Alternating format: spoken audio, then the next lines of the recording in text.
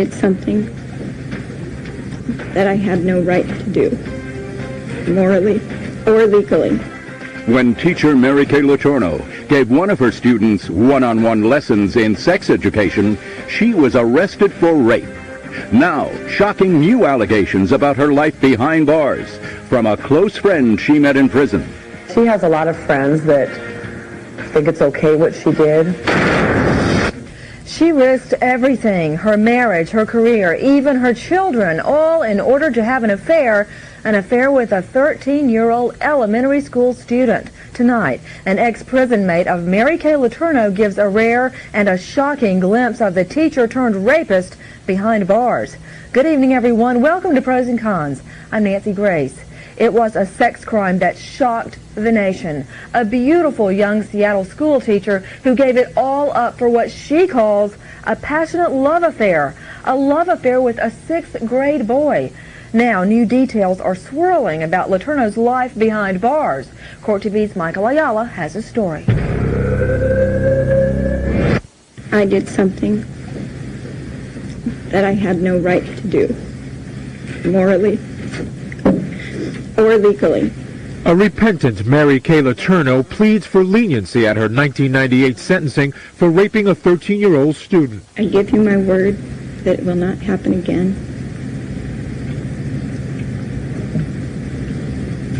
Please help me. And the judge believed her, suspending the confessed child rapist sentence, provided she stay away from her young lover. I am satisfied that the defendant is amenable to community-based treatment. But less than 3 months later, police catch Letourneau with the boy again in a parked car in this Seattle neighborhood. Her reunion with the boy resulted in losing her freedom and produced a second pregnancy. It appears the time of conception was, days before she was arrested. Letourneau was then sent back to serve the rest of her 7.5-year prison sentence. There's a lot of people that don't believe she deserves 7 years prison time for it. I certainly don't. Christina Dress got to know Mary Kay over 1.5 years when the two were nearby cellmates at this Washington State Correctional Facility. But Christina says Mary, who lost her family, her career, and her freedom, does not regret a thing. Mary feels like she has something that some of us will never have. Her one true love. And she believes that wholeheartedly. The two Letourneau children that she had with a teenage student are now being raised by the boy's mother. And with us live tonight from Tacoma, Washington, Mary Kay's prison mate, Christina Dress. Hi, Christina. Hello. Thanks for being with me. Also live from Tacoma, veteran true crime writer Gregg Olsen. Gregg is in constant contact with Mary Kay Letourneau and is the author of the book, If Loving You Is Wrong. Now, there's kind of a euphemism, Gregg, to both of you. Welcome to Pros and Cons. Christine, let me go to you first. Christina, you spent a lot of time behind bars with Mary Kay Letourneau, but first of all, why were you behind bars? I did a little creative banking. Oh. Some forgery and computer crime, a little bit of hacking. And during your time there, you met up with Mary Kay Letourneau. Just crazy question, how long were you with Letourneau before she mentioned her lover, Vili Fualaau? Probably an hour. And what were her thoughts at that point? She talks about Vili very openly. She has a lot to say, and she says how much she misses him, and she wasn't sure she was going to be able to get through her time, without him. Well, she, as a matter of fact, did not do 7.5 years behind bars. She was released early, and Gregg Olsen, as you well know, you're in constant contact with her, she immediately hooked back up with Vili and got pregnant again in a car. That's right. In fact, just to clarify, Christina was in prison with Mary, not in county jail, which is where Correct. Mary was. But they met after she was arrested the second time and lost everything. Well, it's incredible. And Christina, I know that you've had basically a pen pal relationship. You've got a lot of letters from Mary Kay Letourneau as well. Does she still think she did nothing wrong? She she's certain she did nothing wrong. I mean, and like I've said before, she feels that she's blessed and lucky, and she said that to me exactly, that she's got something that some of us will never have. She's certain of it. Well, it's incredible that after the original sentence, the re-sentencing back to jail after she was released, just recently, in November, I believe the 19th, she was put in solitary confinement for phone conversations, again, with Vili. Doesn't she know they have her conversations, they can record them, they can eavesdrop on them? Yeah, she knew that, and she knew it months ago when it happened. The same thing happened to her for communication with Vili. It doesn't bother her because she wants the instant gratification of talking to him now. She loves him, she misses him, and she's going to communicate with him no matter what. And she'll even do solitary confinement. You know, a lot of us on the outside wonder what she sees in what was once a 6th grade student. And Gregg Olsen, it leads me to a very interesting point. Everyone that meets Mary Kay Letourneau, Gregg, they seem to be fascinated with her, and there are all these accounts about her relationships behind bars. Gregg, what do you make of it? The allegation of the lesbian affair? Well, just the continued fascination with Mary Kay Letourneau. Here, this story is apparently trumped up in the Globe about lesbian relationships, but there's still an ongoing fascination with Mary Kay Letourneau. There is, and sometimes I just can't imagine why it does continue, but Mary is a media magnet. People just go to her. They have, she has access to the media in ways that most prisoners don't have. I mean, she can pick up the phone and call Barbara Walters if she wanted today, and I don't think of any other prisoners that could probably do that. We are fascinated because she's pretty, she's a teacher, she gave up everything for what she says is a love story when the rest of us have a hard time buying that. Will these phone calls to Vili Fualaau affect her release date? She's not exactly getting good behavior marks. Yeah, I don't think she's earned one day of good behavior. But Mary doesn't care. I mean, she really says that I want to live my life right now, right to the fullest, and if that means thumbing my nose at the rules that they've imposed on me, I'll do it. Well, Christina, there were some supporting comments from Mary Kay Letourneau to support the Globe story. I believe you've gotten letters from Mary Kay. Oh yes, I'm not refuting the whole thing. I mean, Mary Letourneau is very open-minded. She's accepting and loving, and has made it very clear to me through our friendship that she doesn't care who you love. It's that you love. And she's Christina, last question before we have to go.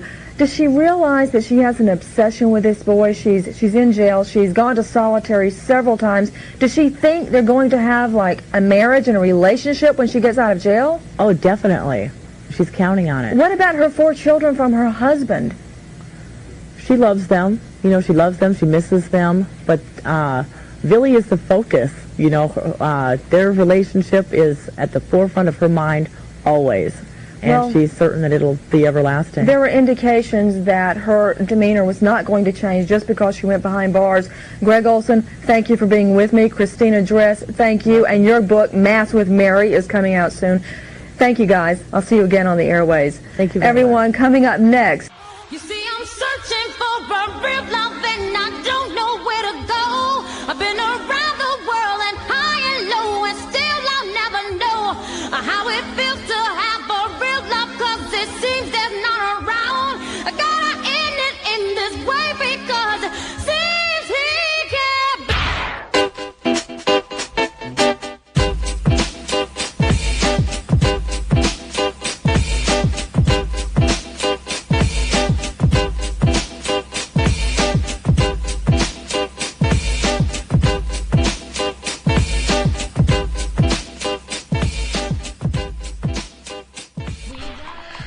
Mary Kay, Mary J, see, Katherine, Massey, book club, context of white supremacy, the worthless Negro from Virginia. And for another broadcast, hopefully to share constructive information with non-white people, victims of white supremacy. White people do not need to listen to the cows to learn about Mary Kay or the system of white supremacy. Today's date, Friday, July 25, 2025. So I have been told. This is our 5th installment on Gregg Olsen's If loving you is wrong. We are picking up on chapter 37. Now, remember last week where we left off at the big lesson, no snitching. Now, we left off last week. The police have found out. They've begun their investigation and snatched up old Mary Kay to go interview and what in the heck is going on here and blah, blah, blah, and all the rest of it. But we find out, hey, lots of white people were informed about this well in advance of the arrest. Faculty members, family members, enforcement officers, lots of people in prominent positions, lots of adult white people who certainly should have known better. Hey, a 12-year-old, a 13-year-old should not be having sexual intercourse with a 30-year-old. We should, report this. Some of these folks are mandatory reporters, and they still didn't snitch on old Mary Kay. No snitching. I said, once again, the masters of the no snitch code, people classified as white. The audio segment that we just heard, that is from way back, over 20 years ago. That was Nancy Grace. That was like Nancy Grace kind of early in her career. Like, not that early, because this is like Nancy Grace after O.J. Simpson. She was big time in the coverage of that. But Nancy Grace, we also heard her in the coverage of Sade C. Robinson. So at minimum, Nancy Grace classified as white, suspected racist. But wow, what a lengthy career. She's covered some very important stories over the years. That's it. So she interviews Gregg Olsen, white man, author of the book we're reading, and Christina Dress, author in her own right, former inmate, right here in Washington State with Mary Kay Letourneau. Now, they both talk about the same thing that we've heard, and I think we talked about this last week in detail. Hey, Mary Kay said, I didn't do nothing wrong. We already heard R. Kelly. We didn't hear that song, but he's saying that I don't see nothing wrong. I told you Vili ain't no child. He ain't no victim for sure. I bet not hear that again. Real love, man. Me and Mary J, we talking about the same thing, man. I'm blessed. Mary Kay said, hey, I am living my best and blessed life. I'm courageous enough. 12-year-old love step out there. Hey, I'm gonna grasp it. I ain't no coward when it come to love. They could have made that a book title too. I ain't no coward when it come. Woo. Anyway, I'm sorry. Anyway, Nancy Grace, you see the language she talking to Christina and Greg. She say, you see, Mary Kay, she was recalcitrant. She got arrested and charged and everything, pled guilty to raping this child, and then she goes and she hooks back up with Vili again. 20-year-olds at Arizona State, male and a female, they hook up. Orenthal James, Nicole Brown Simpson, they hook up. Mary Kay raped Vili Fualaau again. What do you mean hooked up? What do you mean? Did he do the time warp or something? He did the reverse Benjamin Buttons, and all of a sudden he was no longer 13. Now he's 21. So they hooked up. It was a legal thing, and they just agreed, and hey, ain't nothing to it. That's not what this was, Nancy Grace. In my opinion, not her best moment, Nancy Grace. Come on now. And again, that was so common, that sort of language, that this is just a tryst. This is just a romance. We get old Woody Allen to come in here and make this here a movie, although they do got lots of movies about this. But get old Woody Allen to come in here and put this thing down correctly. Hook up. That's what they could have called it. See. Anyway, but the major thing and the obsession. See, and you heard how many times they said, why are we so obsessed? Why we got to do so much talking about Mary and incorrect talking about Mary Kay? Why? Was she so pretty? She's beautiful. She's just so pretty. I didn't hear blonde and all that in an all-American, but still, we heard enough of it in the book. She's just beautiful, blonde, white woman. I mean, and even I would say probably part of the obsession racial theater. Like I said, now I don't remember it being discussed because I didn't pay attention to this, but I am sure white people are not ignorant about racism. You got a blonde white woman having sex with a non-white boy, like, whoa, there they are, is it mommy and daddy fighting about the brown boy? My goodness. That alone would catch your attention with this case, so I'm sure that was a part of it, even though it doesn't seem, because you didn't hear anything about race in that segment, it doesn't seem like that was discussed very frequently. But I'm sure that was a part of the appeal of this case. But make no mistake, Mary Kay said, hey, I ain't do nothing wrong. Living my best and blessed life. Raping a non-white child. Katherine, Massey Book Club, context of White Supremacy, audio segment 1.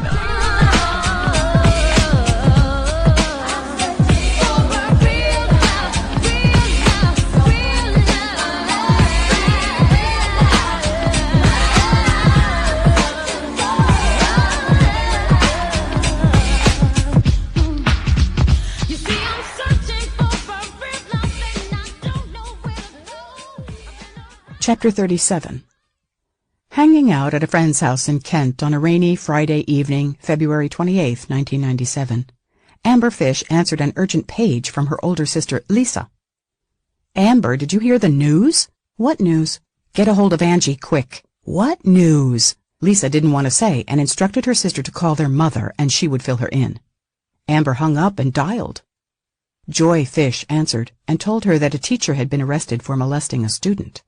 On Channel 4, they're saying it's Mary Kay. Amber got into her car and drove to another friend's house where Angie was visiting. The twins and their friend watched the news report on the local late news. In shock and full of disbelief, Amber and Angie realized there was only one thing to do. They drove to Normandy Park to see Mary Kay. They knew it was late and that all hell had broken out, but Mary Kay was their friend and they wanted to support her.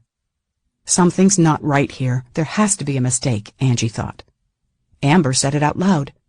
"It's just allegations. It's just some kid making this up. Mary Kay? I'm just sure." Angie agreed. Not Mary Kay. Just as the Fish twins, then just 19, turned into the driveway, the Letourneau's 94 Plymouth Voyager pulled in ahead of them. The driver didn't get out right away and just sat there.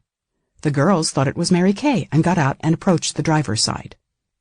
Mary Kay kept facing straight ahead until Amber got her attention, and in an instant a look of surprise and exaggerated delight washed over her face. "Girls," she said, getting out of the car and hugging them, first Amber, then Angie, who lingered a bit behind her sister. "Look, you guys," Mary Kay said, gesturing to her pregnant belly. "I'm 6 months. Can you believe it's number 5? Amber and Angie were breathless. Though they hadn't seen Mary since July, they had talked on the phone at Christmas, and there had been no mention of a pregnancy. Mary Kay kept rambling. "Oh, I missed your birthday," she said. "I'm really sorry." The sisters said that was all right. They had come to see her because they had heard some things on the television news about some allegations. The smile vanished. "Great," Mary Kay said. "This will probably be in the newspapers tomorrow." Then she started to cry and slumped back into the driver's seat and fiddled with the keys, still in the ignition. Amber and Angie moved closer and stood next to her. The rain fell hard, but it didn't matter much to them.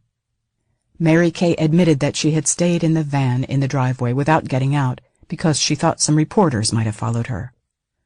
And then she talked for the next hour or two, and though the former neighbors and favorite babysitters knew nothing about what Mary Kay Letourneau was saying, they didn't ask any questions to fill in the gaps. In fact, neither said very much at all. They didn't know what to say. They didn't know if she was confessing to a crime or telling them the whole thing was some big mistake. Mary talked in a stream of consciousness manner that was almost incoherent and then stopped to cry. Her tears seemed to fuel her and she would talk some more. Amber and Angie started to cry too. Mary Kay said she had just returned from a meeting with the boy's mom. They were trying to work things out. The boy's mother was very upset. She had just found out. It was a mess that she was trying to sort out. "They say I can't see him until he's 18, she said. "That's a long time," Amber said, offering the kind of remark used to soothe. "Don't tell me that's a long time," she said. almost as a wish that it wouldn't be so. Tears convulsed her once more. Mary Kay was coming undone, and the Fish sisters didn't know how to make her feel better. At one point she turned around and said, "Stephen actually asked me if I loved the boy more than I loved him. Can you believe that he would say that?" "What did you say to him?" one asked. "I explained to him, no, I just love you in different ways." Both sisters were sobbing at the thought of Stephen and his brother and sisters dealing with the terrible allegation against their mother. "Amber," Mary said, almost teasingly, "I've never seen this side of Angie. This is so odd." The comment hurt.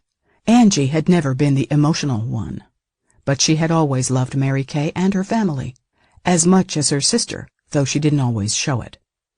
As the time flew by, the girls noticed that Steve Letourneau was home, peering out the window every so often. One asked if they could go inside. Mary Kay shook her head. "Steve's really upset about this," she said. "I don't want to bring any of this inside. He found some letters that say how I feel about the boy. Sometimes I feel your kisses, but you're not there. I miss the sounds we make together. I want your arms around me, holding me forever." A couple of hours went by, and Amber and Angie still felt as though they didn't know what had really happened.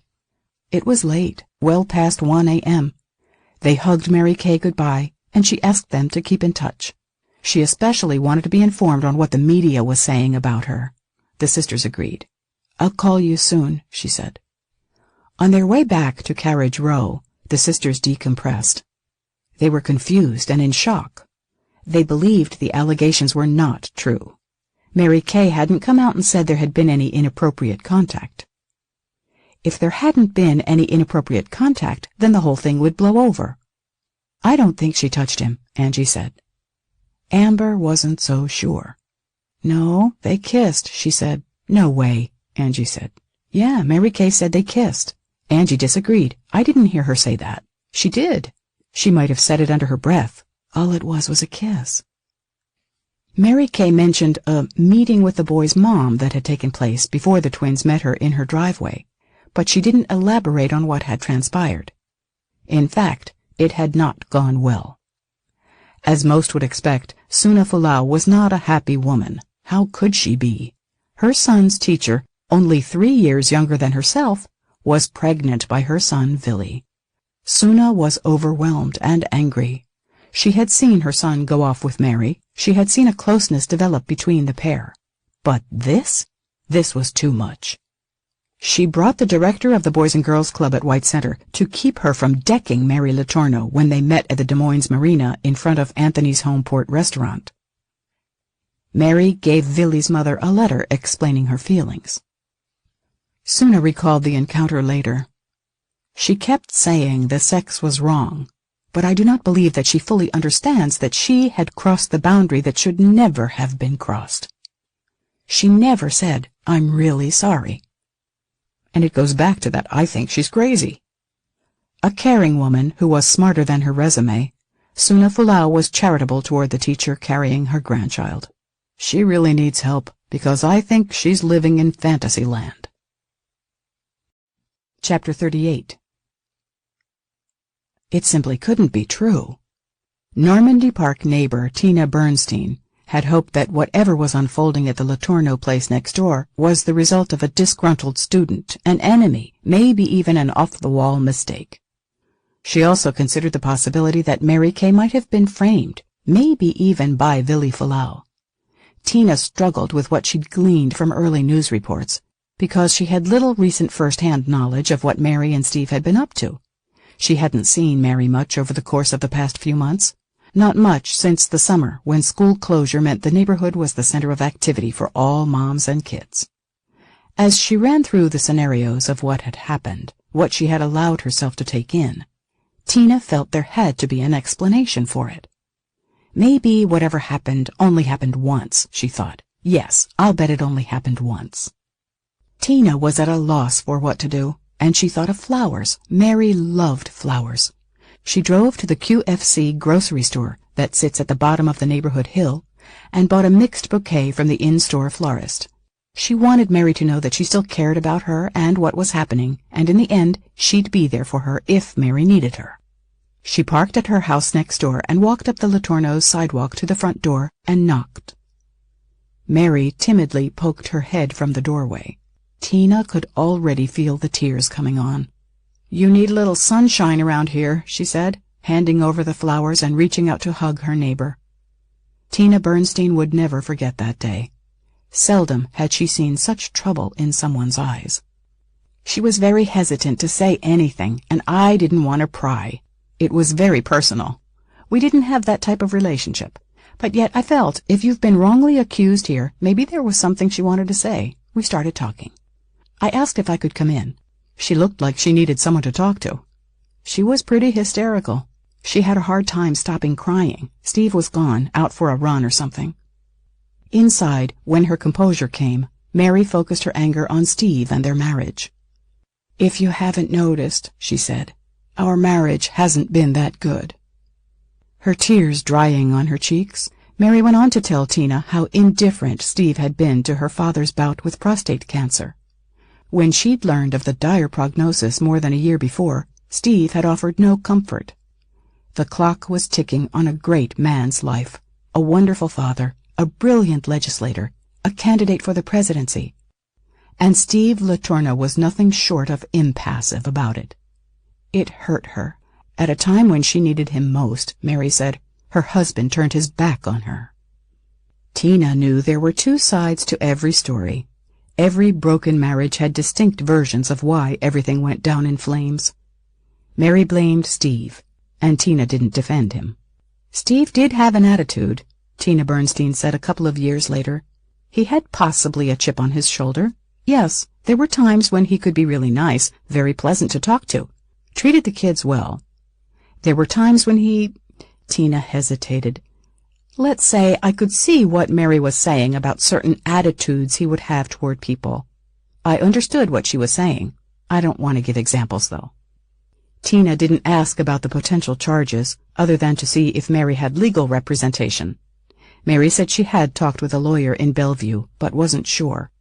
Let's talk to Dave Gerke and see what he says. He might know someone, Tina offered. A few minutes later, Steve, looking glum, came home and made his way to the back bedroom. Mary caught his eyes and pointed to the bouquet. "Oh, look," she said. "Tina brought us flowers." She tried to smile. Steve said nothing and left the room. This is pretty intense, Tina thought. When it was time to leave, Tina hugged Mary once more. The shattered woman told her neighbor that she thought everything would work out. She thought things could be resolved within the family. The family would be moving after the school year, a school year that Mary intended to finish at Shorewood. "I did something very wrong," she said. "I made a very bad mistake." When Tina got home, she told her Boeing worker husband, Lee, what was going on, and Lee got on the phone immediately to call David Gerke, a lawyer, neighbor, and a buddy since high school. It was a rough week all around for those with ties to the little pod of houses in that Normandy Park neighborhood. Ellen Douglas's brother, and one of David's closest friends, had died in a tragic motorcycle accident just as the investigation into Mary Kay Letourneau began. Married to a schoolteacher, David Gerke was, by his own admission, a late bloomer. At almost 50, he was the father of 2 small boys, with a busy enough law practice in Seattle. He could be doing better, but he had no real complaints. He was a sensitive man with eyes that welled with tears when emotional subjects were broached. People who knew that side of him joked that he was the first lawyer known to have a heart. He wore a bracelet with the initials WWJD. What would Jesus do? David and his family lived in a house above Pacific Highway in Des Moines that was only a stopping spot until they could build a dream home on property in the Normandy Park neighborhood where the Douglases, Bernsteins, and Letourneaus resided. "It's Mary," Lee said on the phone that day. David instantly knew about whom and what Lee was referring. He listened while his friend filled in some blanks, saying that Mary was freaking out, worried about the media, worried about what she was going to do. Poor Mary, David thought. How terrible to be accused of something you didn't do. David knew the Letourneaus only casually. He knew Mary Kay better than Steve, whom he thought was a commercial fisherman. He was just never around, he said later. With people coming in for the wake for Ellen Douglas's brother on Saturday, it wasn't the most convenient time to arrange a meeting. Mary Kay and David talked briefly later that night and agreed to talk in depth at the Gerkes later that weekend. When Sunday came, the pair sat for 3 hours at the dining room table, overlooking a backyard with a swing set and littered with soccer balls and other boy stuff. Bagels from the morning sat on a plate. Mary Kay sipped tea, told her story, and wondered about her options. Knowing Mary as he did, at first the lawyer assumed that the charges were unfounded. Mary set him straight. "It's all true," she said. "We are in love."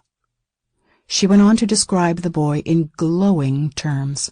He was a great artist and a sensitive soul. He was the love of her life. Mary said she and Vili walked with the same rhythm and saw the wonders of life through the same eyes. That complicated matters, big time. David told her that the law didn't recognize the possibility of love between a 13-year-old and a grown woman.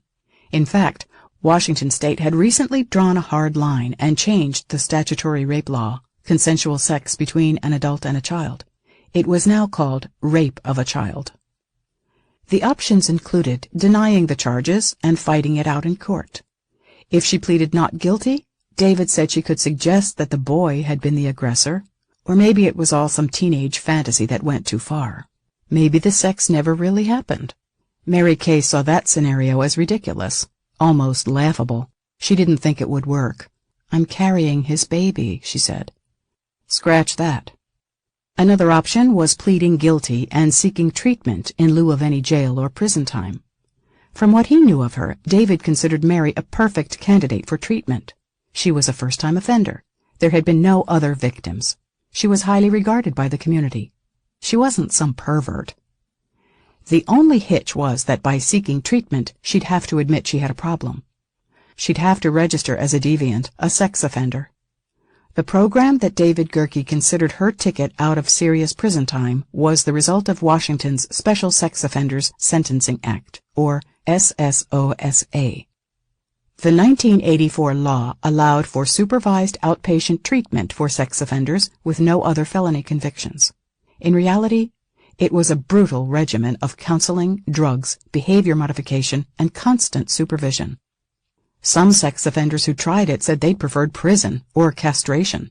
Female sex offenders were so rare that Washington didn't have a program in place at the women's prison. The choice was not pretty. Mary Kay wasn't in tears that afternoon, though she might have been if she fully understood the restrictions that David Gerke said would come with a SSOSA program. She left the meeting seemingly upbeat. Somehow it would work out. She didn't even think it was a crime, and maybe if that was understood by others, things would be all right. "I didn't think two people being in love could be wrong," she said later. "I knew that as a teacher it was a big no-no, falling in love with a student, a shame on the profession, and I'd have to resign. But a crime? No." David Gerke had the case of his career, and he probably didn't know it. Not long after he talked to Mary Kay, he enlisted his friend Robert Huff, a struggling lawyer 10 years younger, to help out with the case. Robert Huff was one of those men pushing 40 who appeared to favor the Miami Vice stubble look of the early 80s. He was a pleasant-looking fellow, with chic glasses and a decent wardrobe. He also had a car about to be repossessed and a stack of complaints at the Washington Bar Association, mostly from disgruntled clients complaining that he didn't answer phone calls or letters. Next to Bob Huff, David Gerke, with his Jesus bracelet, soccer kids, and office in Seattle's landmark Smith Tower, seemed as rock-solid as they come. David provided the heart of the case, the guy the public would come to know. As Vili and Neely Fualaau's lawyer and Mary Letourneau's media representative, Robert Huff was the guy supposedly pulling the strings. The two were quite a pair. Whether tipping back lemon drops at a bar, partying at a Jimmy Buffett concert, or plopping down on a nude beach and ogling the women like they were a couple of schoolboys, the two were best buddies. It wasn't that hard to figure out the symbiotic nature of the relationship. On the surface, David provided respectability and helped Bob out when he got into trouble. And Bob? He provided the fun. and Mary Kay Letourneau put her future in their hands. "I didn't really hire him," Mary Kay said later, when people asked her how she ended up with David Gerke over a lawyer with more experience in sex cases. "He just came to me to offer help. I didn't even know for sure that I needed an attorney at the time. It just happened that I got David."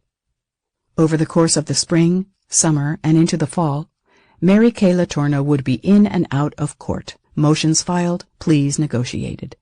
Everything about the case would be complicated. She was pregnant. She would be nursing. She needed evaluations. Drug therapy wasn't possible because of her unborn baby. Delay after delay after delay. There was also the turmoil of her husband and their broken marriage. Strangely, Steve didn't move out after Mary was arrested in February. He stayed put. Throughout it all, there would be David Gerke and Robert Huff, and the case of their careers. And despite the sometimes surreal worldwide interest that would follow, that more seasoned media players might find difficult, David and Bob would later insist that they did their best.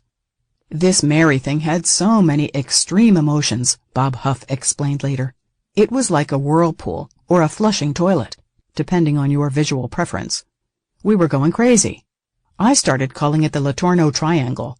The Letourneau Triangle is a place where normal laws of physics and human dealings do not apply." Among those who knew her, there was no shortage of concern for Mary Kay Letourneau when the news first broke. Though contending with the sudden loss of her beloved older brother, Ellen Douglas was one of those who tried to get in touch with her neighbor, friend, and fellow teacher. She left a message on the Letourneau's answering machine. "Whatever happens," she said, "take care of yourself. Eat right. If you can't get out and get groceries, let us know. You can count on us." And across Seattle, almost immediately everyone weighed in with an opinion. She was Anne Bancroft's boy-eater Mrs. Robinson of The Graduate, and Jennifer O'Neill's lonely wife in The Summer of '42, all rolled into one. She was a schoolboy's dream, a parent's nightmare.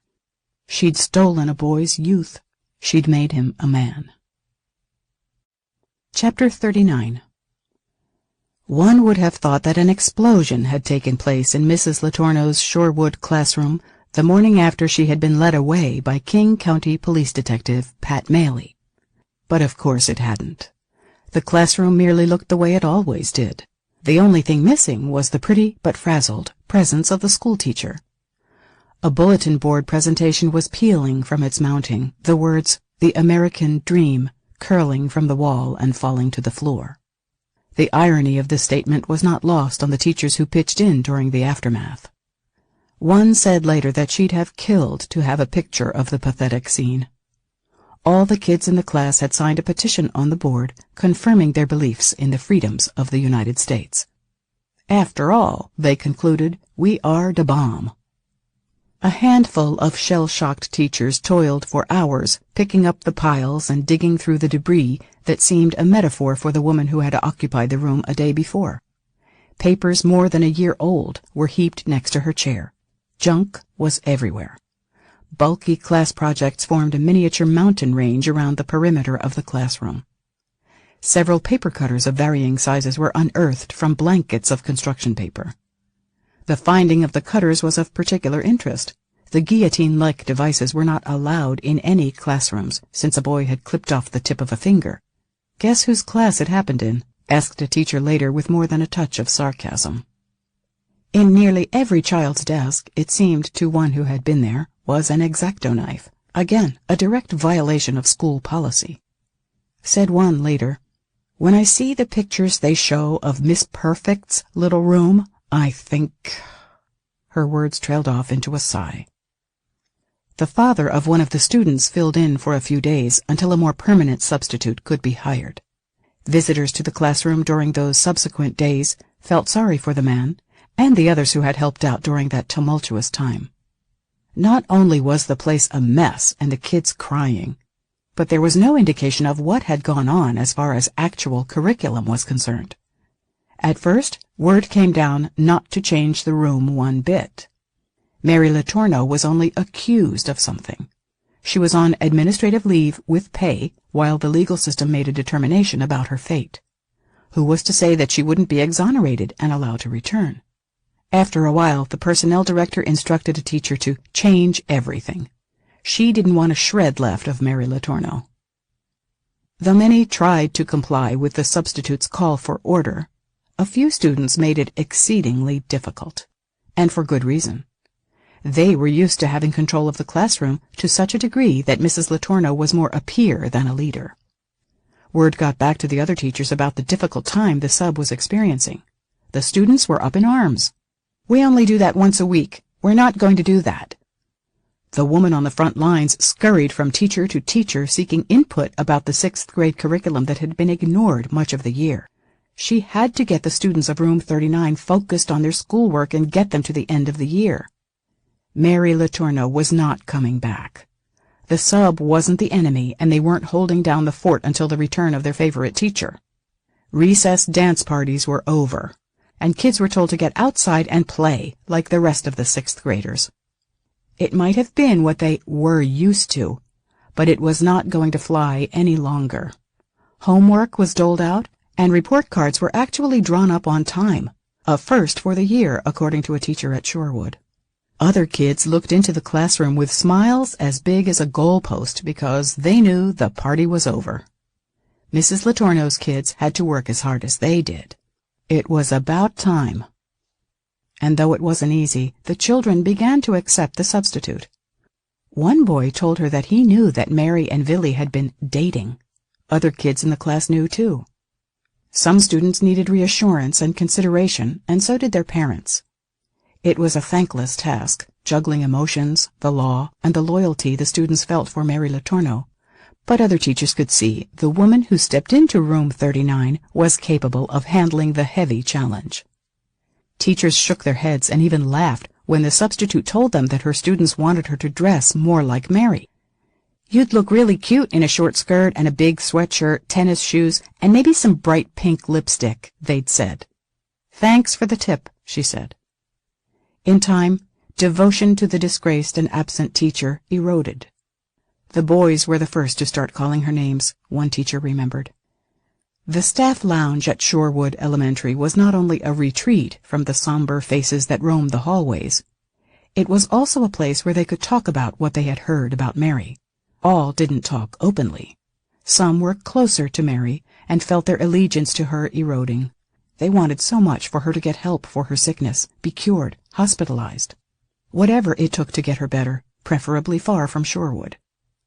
Those who were less invested in a relationship knew when to back off and keep quiet. As public as it all was, for many at the school it was a personal, emotionally charged issue. Pieces of the puzzle came rapidly together, and with each new bit of information came the understanding that whatever had been going on between Mary Letourneau and Vili Fualaau had gone on under everyone's noses. When the teachers learned of the marina incident, the date reminded one of the group of the last day of school in June 1996. That night, the Shorewood graduating 6th graders convened with friends, parents, and other students to celebrate the end of the school year. As had been the case for several years, the event was held at a local swim club. One teacher, who was also a Shorewood parent, remembered something about Mary. One of the parents brought a karaoke machine, and Vili was there. He was the star singing. This one girl in particular was hanging all over him, and probably 10 minutes before the party is set to end, in runs Mary, bouncing around and looking, and I remember her looking, and she saw Vili and this girl singing, and she was just so giddy. "Here I am." That was the night of the marina incident, the teacher recalled. Another teacher recalled a 6th grade field trip in which the bus had been kept waiting because Mary and Vili and another boy had lagged behind before showing up, skipping merrily along arm in arm. A teacher told her that it was not appropriate behavior. And a teacher remarked about the time Mary Kay was seen slow dancing with Vili during recess. The teacher told Mary Kay to knock it off. It didn't look right, the teacher said. The investigation by the police and a worried school district continued in the days after Mary Kay Letourneau's arrest in the school parking lot. Information came slowly. Vili's buddies had known about the sexual relationship since the summer before 7th grade. One boy told police investigators how Mary Kay had picked up Vili one night in her van to have sex near some apartments in White Center. Another time, the kid said, Mary Kay got Vili from the Boys and Girls Club for sex. They came back in around 10 minutes, the kid said. Chapter 40. After Mary Letourneau was gone, Shorewood teachers who knew her were left with snapshots of memory they couldn't reconcile with all the recollections percolating in the staff room.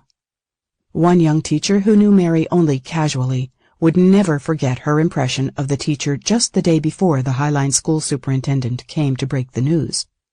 She hadn't seen Mary much in the previous weeks. Mary hadn't been in the staff room. I remember looking at her and thinking how beautiful she looked. She looked so happy. She was pregnant. She was radiant. I just remember thinking, wow, that's great. The day after the news came was intensely disconcerting for the young teacher. She couldn't have done anything, she said to another. How could someone who knew she was in so much trouble be so serene? Well, you never know, the other offered. Wrong, she thought. Almost 2 years later, tears would come to her eyes as she recalled the memory. To find out that she had all this in her head and pretended to be so fine, that struck me ever since. What was she thinking? How was she able to cover such a devastating reality? Another teacher who shared lunch duty with Mary Kay the day of her arrest was also struck by the deception, the denial, whatever it was. While they were helping out with the students, Mary Kay told the teacher how excited she and Steve were about welcoming their 5th child to their family in the spring. She said they had both come from large families and had wanted a 5th child. Other people told them they should stop at 4. It bothered teachers at Shorewood when the media proclaimed knowledge of a foot-long waiting list for parents who wanted to get their children into Mrs. Letourneau's class but could not be accommodated. There was no waiting list. That isn't how it is done at Shorewood, a teacher said later. In fact, another said, there were parents who made sure their students did not end up in her class. They wanted more structure. A few parents told a colleague of Mary Kay's that they noticed that sons, more so than daughters, were not pleased with her as a teacher. The boys did not necessarily consider her their favorite teacher, but the ones who had girls had that little friendship connection. Some parents said they never felt welcome in room 39, and again, more often than not, those who got a cold shoulder were the parents of boys. Those who had girls with whom Mary had some kind of friendship connection said they helped out because they felt needed. As time passed, some teachers speculated about their colleague and her alleged crime. Could she have abused any others? One Shorewood teacher couldn't rule it out, though she thought it was unlikely. After her second arrest, an avalanche of media interest enveloped Mary Kay. The former teacher made the cover of People, articles in Time, Paris Match, Mirabella, Spin, and George were among the many that appeared in the spring of 1998. I had a parent tell me that her older son felt uncomfortable in class, she said a couple of years later. But I still think if Vili hadn't been in her room, she wouldn't have picked anybody else. Who was this woman they all thought they knew? It was a question that for the longest time went unspoken within the walls of Shorewood Elementary's staff room. For a while, the charges, and whether they could be true, was all they thought about, all they talked about. One teacher later described herself as feeling like a snowman in one of those little plastic domes, trying her best to be still and numb. But now and then someone would give her plastic dome a shake, and particles would fall once more. Who was Mary Kay Letourneau? Even the way the media called her Mary Kay was unsettling to many who knew her at Shorewood. It almost made her seem unreal, like some character they didn't know. Mary Kay? She always went by Mary at school. The only one they knew who called her Mary Kay was her husband Steve, and that was to differentiate her from Mary Claire, their daughter. But who was she really? The answers prompted only more confusion and even some dissension. It seemed that no one could really agree on her true character. Everyone believed Mary Letourneau was a different woman for different people. One saw her as a master manipulator who got whatever she wanted, arriving late, skipping meetings, doing whatever she pleased. Another saw her as a charismatic, if unhappy woman who wanted nothing more than to be a good teacher, devoting hours and hours for the good of her students. She was competitive, a teacher thought. She wanted to be seen as the best, the most popular teacher in the school. "I see Mary as a cheerleader who wanted to be very popular and wanted everybody to like her," said one. Still another saw her as a rule breaker, a person for whom the guidelines of the school had no meaning. "You can't chew gum in the classroom, but Mary let her kids do it. We might not all agree with the same rules, but we try to uphold them." A teacher who was relatively new to Shorewood thought that Mary appeared to act like a junior high school student. In fact, the teacher said she even looked the part. Shorts, skirts, big baggy sweatshirts. "She looked very cute. She looked to me like a teenager," she said later. Mary would discuss nothing but her pregnancies and child-rearing concerns with another teacher sharing a similar personal load. Another was given insight into her marital problems. In time, even one of her most devoted friends on the staff would begin to wonder if all had been duped by the pretty blonde woman in room 39. Had they ever really known her at all?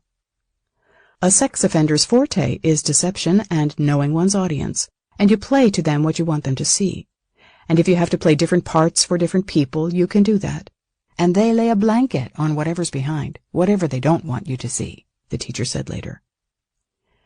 John Schmitz arrived in Seattle less than a week after his daughter called him from Beth Adair's after the arrest.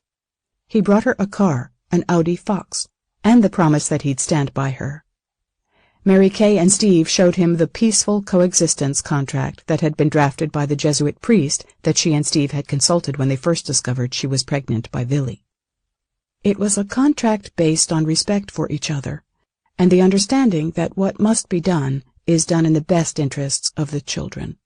There would be no reconciliation, and the priest said he wouldn't even pray for a miracle to have us reconcile. We would transition the children to their new life, divorce, and they'd remain with me. I was their mother, their primary parent. After my father left, Steve ripped up the contract. He accused the priest of being in conspiracy with my family.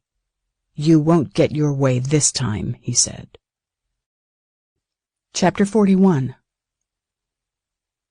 Had there really ever been a graceful way out of the mess that Mary Kay and Steve Letourneau had made of their lives? It was a question that, once Mary Kay was arrested, Kate Stewart could never really answer with certainty. For a time, through Christmas, New Year's, Mary Kay's birthday, even the Valentine's Day a couple of weeks before the arrest, it seemed that there was, in fact, a little room for the concept that things could be worked out quietly and discreetly. But Kate felt that in the long run, it didn't seem possible that Plan A, as her former roommate described it, would ever really work. Steve and Mary Kay would divorce, she would quit her job, and Vili would move in with her and the kids, and they'd be one big happy family. Plan B hadn't been any better. It was even more preposterous. Steve and Mary Kay would move away to raise Vili's baby in a new town, far from the prying eyes of those who knew them. It wasn't that Steve didn't love Mary Kay enough to do that. Kate and others knew that he worshipped her. But it wasn't up to him alone. His family would never stand for it, and his ego wouldn't allow for accepting his wife's student's baby as his own. Once that little black-haired baby was born, it would be all over at the Letourneaus. Sometimes, Kate understood, people just can't look the other way, even if it is in the best interest of everyone involved. Kate could only hope that the divorce between Mary Kay and Steve would be swift and involve as little finger-pointing as possible. Finger-pointing would lead to defensiveness. Defensiveness would lead to nothing but trouble. In reality, this was a divorce for which there was plenty of blame to go around. But if Steve Letourneau was in turmoil, much of it was his own doing. And certainly there had to be a measure of guilt thrown into the mix. Steve hadn't been exactly faithful. If he was smart, he'd be the last one to throw any stones. The marriage had broken down to the point where she didn't even know where he was, Kate said later. They could probably have swapped sex stories if they had to, or were in the mood to at home. It was out in the open between them. At one point he was going to be gone and told her that he was going to see a girlfriend. "Now that's all right? You're okay with this?" Steve asked. "Fine," she answered. But it wasn't fine. Mary Kay had reached out to a 6th grader. Yes, Kate knew over the years there had been transgressions on both sides. There had always been the understanding, however, that when the night was done, both Steve and Mary Kay would return home. If Steve hadn't strayed, maybe Mary Kay wouldn't have been so inclined to do the same. During the weeks and months before she and Vili crossed the line to the point of no return, Mary Kay Letourneau was falling apart, and her husband was seemingly oblivious. When Kate and Mary Kay started talking after the 2-year hiatus of their friendship, the subject of sex with Steve came up. Mary Kay said that it had never been that great with her husband. The revelation surprised Kate. She had always assumed that sex was the glue that bonded their marriage. But it was more than just mundane sex that troubled her. Steve wasn't the man of Mary Kay's dreams. He had no conviction, no passion. Steve Letourneau, as his wife presented it to Kate, went whichever way the wind blew. When he was with Mary Kay, they'd be sleeping in the same bed, crying together, and trying to find a way to save their marriage. When he talked with his family, he whined about the nightmare his wife had caused. "He has no backbone," Kate said. "He is not strong. That's the whole reason she could never love him. He doesn't know his own mind." Steve Letourneau loved Mary Kay, which was the strangest part of the whole tragedy surrounding their broken marriage. Though he strayed, though he pushed her around when she was pregnant, it had more to do with his badly bruised ego than hatred for Mary Kay. Mary Kay told her friend that her father had put it in very simple terms. "How do you expect him to handle it? He's been upstaged by a 13-year-old. Kate understood where Steve was coming from. He never wanted a divorce. He loved her.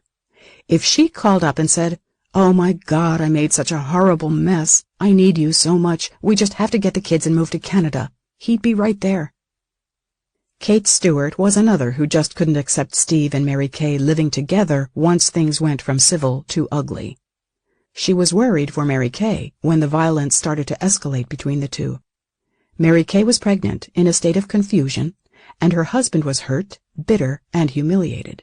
Not a good combination for resolution, or even a truce. Mary Kay told Kate that alcohol had been thrown in the mix, and she was even more worried. Steve made frequent trips down the hill to the shopping center for big cans of Foster's. When their car was out of commission, he'd walk the long walk down the hill to the shopping center. One time, Kate overheard a shouting match between father and son when she was on the phone talking to Mary Kay. "Get out of there! Leave her alone, you big drunk!" Stephen's 11-year-old voice called out in the background. Some nights, Mary Kay couldn't take the yelling and the shoving. She grabbed a blanket and a pillow and went to sleep in the van. Kate could only wonder if the nightmare Mary Kay was living through would really be worth it. Somehow, as incomprehensible as it seemed, Kate understood that her former college roommate loved teenagers. She also recognized that Mary Kay's feelings for the boy were stronger than they had ever been for Steve Letourneau. Yet Kate couldn't help but play the devil's advocate during their phone conversations from Seattle to Chicago. She pressed the notion that although Mary Kay and Vili were in love, they were from two very different worlds. If you are at a black tie cocktail party and Vili's next to you and there's a lot of politicians and all these people in the room, people in high-powered places, you're in an arena that you are very comfortable in, how will you feel? Kate asked. There was no hesitation from Mary Kay. She said she'd be fine. Her friend pushed harder. You won't worry about Vili?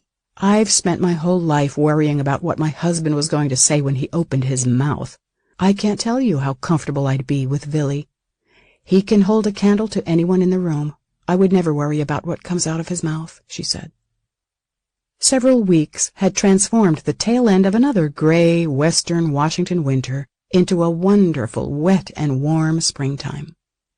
Gregory Heights teacher Mary Newby found herself at an executive board meeting at the Highline Education Association offices near the airport. An HEA director told her that Mary Letourneau was there taking care of her pension and other matters related to her employment as a teacher for the district. If you want to talk to her, this might be a good opportunity, the director said. The veteran teacher was torn. She wanted to see her former student teacher, but felt she'd get teary-eyed and start to cry. No matter what had been said about Mary Kay Letourneau, it could never shake the sympathy that so many shared. How could it? Mary Newby was like so many others. What she had seen firsthand was a gifted teacher and devoted mother, a far cry from a predatory monster. Finally, Mary Newby gathered her strength and went out to the parking lot and marched right over to the younger woman. She put her arms around her. It was a moment Mary Newby will never forget. I asked her how she was doing. At that point, I felt she was on very, very thin ice emotionally. Mary Letourneau, still pregnant, didn't seem upset. "I'm fine," she said. "Everything's going to be okay." It was almost as if she had found it within herself to comfort the comforter. "You wrote to me, didn't you?" Mary Letourneau asked. "Yes." Mary Kay smiled. "I thought that you did. I received several hundred notes and just couldn't answer all of them." Years later, Mary Newby struggled to get a fix on the attitude of the pregnant teacher in the parking lot that evening. The word that came was bravado. There was almost a sense of bravado that everything would work out. Mary Newby continued to worry about her former student teacher and the impact of her relationship with the artistic Samoan boy. When she finally comes face to face with the fact that they aren't going to be together by his choice, what's going to happen with her? Katherine Massey Book Club, audio segment number 1, all done. We'll pick up audio segment number 2, chapter 42. Oh, Mary Kay, no coward for love. The number to dial if you have thoughts, observations to share.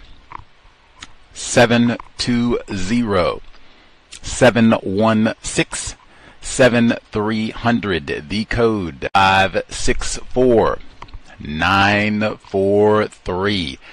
Pound. Press star 61 if you would like to participate. Number again, 720-716-7300. The code 564-943. Pound. Press star 61 if you would like to participate. Gus T want to say right now, worthless Negro from Virginia, if I ever get accused of anything serious, you come out and hear, oh my Lord, Gus T done embezzled $500,000. Oh my Lord, Gus T been accused of smuggling $2 million in crypto. Oh my Lord, Gus T done kidnapped, 3-4 children, 3-4 people even, whatever the crime is. And your immediate instinct is, hey man, Gus T ain't do none of that. They just making up things on my favorite black brother. Matter of fact, I'm gonna make him a vegan banana pudding. Get him some fruits, veggies for the smoothie. No, he like that bok choy. And I know he gonna need some color, liven up things, get him feeling good. My favorite plants are monsteras. I already got 2. I got a big one and I got the little one. But I love monsteras. So if you ever, man, they done accused Gus T of robbing the bank and raped 3-4 children and teachers. Oh my Lord. Get him something to buck up his spirit. You gonna get me a monstera. You don't have to get a full mature one because they can get really big, right? But you can get me one of the smaller ones. It can still be in the nursery pot. That's okay. And since I already got the regular one, right, you can get me a Thai monstera. You can get me with the albino monstera. Those are really expensive. So if they hit me and said I didn't hit me with like a O.J. Simpson charge, you say that Gus ain't did that. I know he ain't do that. I know Gus T. I know he ain't do that. I'm gonna get him something to buck his spirits up. Hey Gus, that albino monstera that you've been looking at. Here you go, black brother. You keep your head up, black brother. You talking about you done raped 15 folks and robbed a school, and bring that banana pudding. No, you let me know if you need anything, because I got your back, black brother. Go on, get that monstera planted up and let me know what it looked like. I got you. Monsteras, because they can be pricey. Them, especially them albino monsteras, they can be expensive. expensive. Just in case, hopefully it never happened. I won't be accused of nothing crazy like that. But if it ever happened, and I know y'all gonna have my back and be out there rallying and say he didn't do it, we got your back, Monstera. The email is untiljustice@gmail.com. We got so many emails last week, I couldn't even read them all. I forgot, so I said I have to compensate and start with email today. Email number 1 from last week. Greetings, Gus, listeners, and callers. A criticism I have of this text is that there is so little about the origin story of Vili and his family. Wrong text I was supposed to start with. Let me go back and get the correct text. There we go. Correct text to begin with. Here we go. I told you I had so many folks who wrote in about old Mary Kay. Got crisscrossed with my feedback. Alrighty. Last week, email number 1. Question to you, Gus, and the COWS participants. Do you think the author is okay with child rape? To me, this book is confirmation that most white people are okay with child rape, and I'm side-eyeing the author and his agenda. I'm sure he benefited financially from pretending white outrage at the crime, but is probably concealed fascination. I'm side-eyeing the author, who I think is very suspicious. Now, we did hear from Olsen today. He was in the audio segment, and I'll try and include some more of him because he did a lot of interviews, local and national, so we can hear him as we proceed. Predator Mary Kay is portrayed as perfect even when clearly chaotic and irresponsible. In contrast, he portrays Vili as the adult-like thug who was the sexual aggressor. Perfect Mary Kay, who was not a natural Hey. Mary Kay is passed on. She's no longer with us. Now we got to go digging in her roots. Said she's not real blonde. She's not real. See, Lauren got in there. Come on now. Let's see. Mary Kay, highly controlling manipulator, who was not only groomed and raped Vili, she also groomed the other children and young people she brought into her orbit. They were influenced because they were vulnerable in their own ways, which the predator Mary Kay realized. Vili's 2 school friends were selected to cover her targeting of Vili. I believe Mary Kay had the first child because she hoped it would keep her out of jail and married to him to legitimize their relationship. We see themes we've seen in other books. White people's deviance is justified and they become the victim. Like we read in our Columbine study, white people come to the rescue of the perpetrator and provide character references after the fact. And hey, sometimes they bring you houseplants, lasagna. Remember with Sue Cleaver, what's his head with that Sister Sue? We got your back.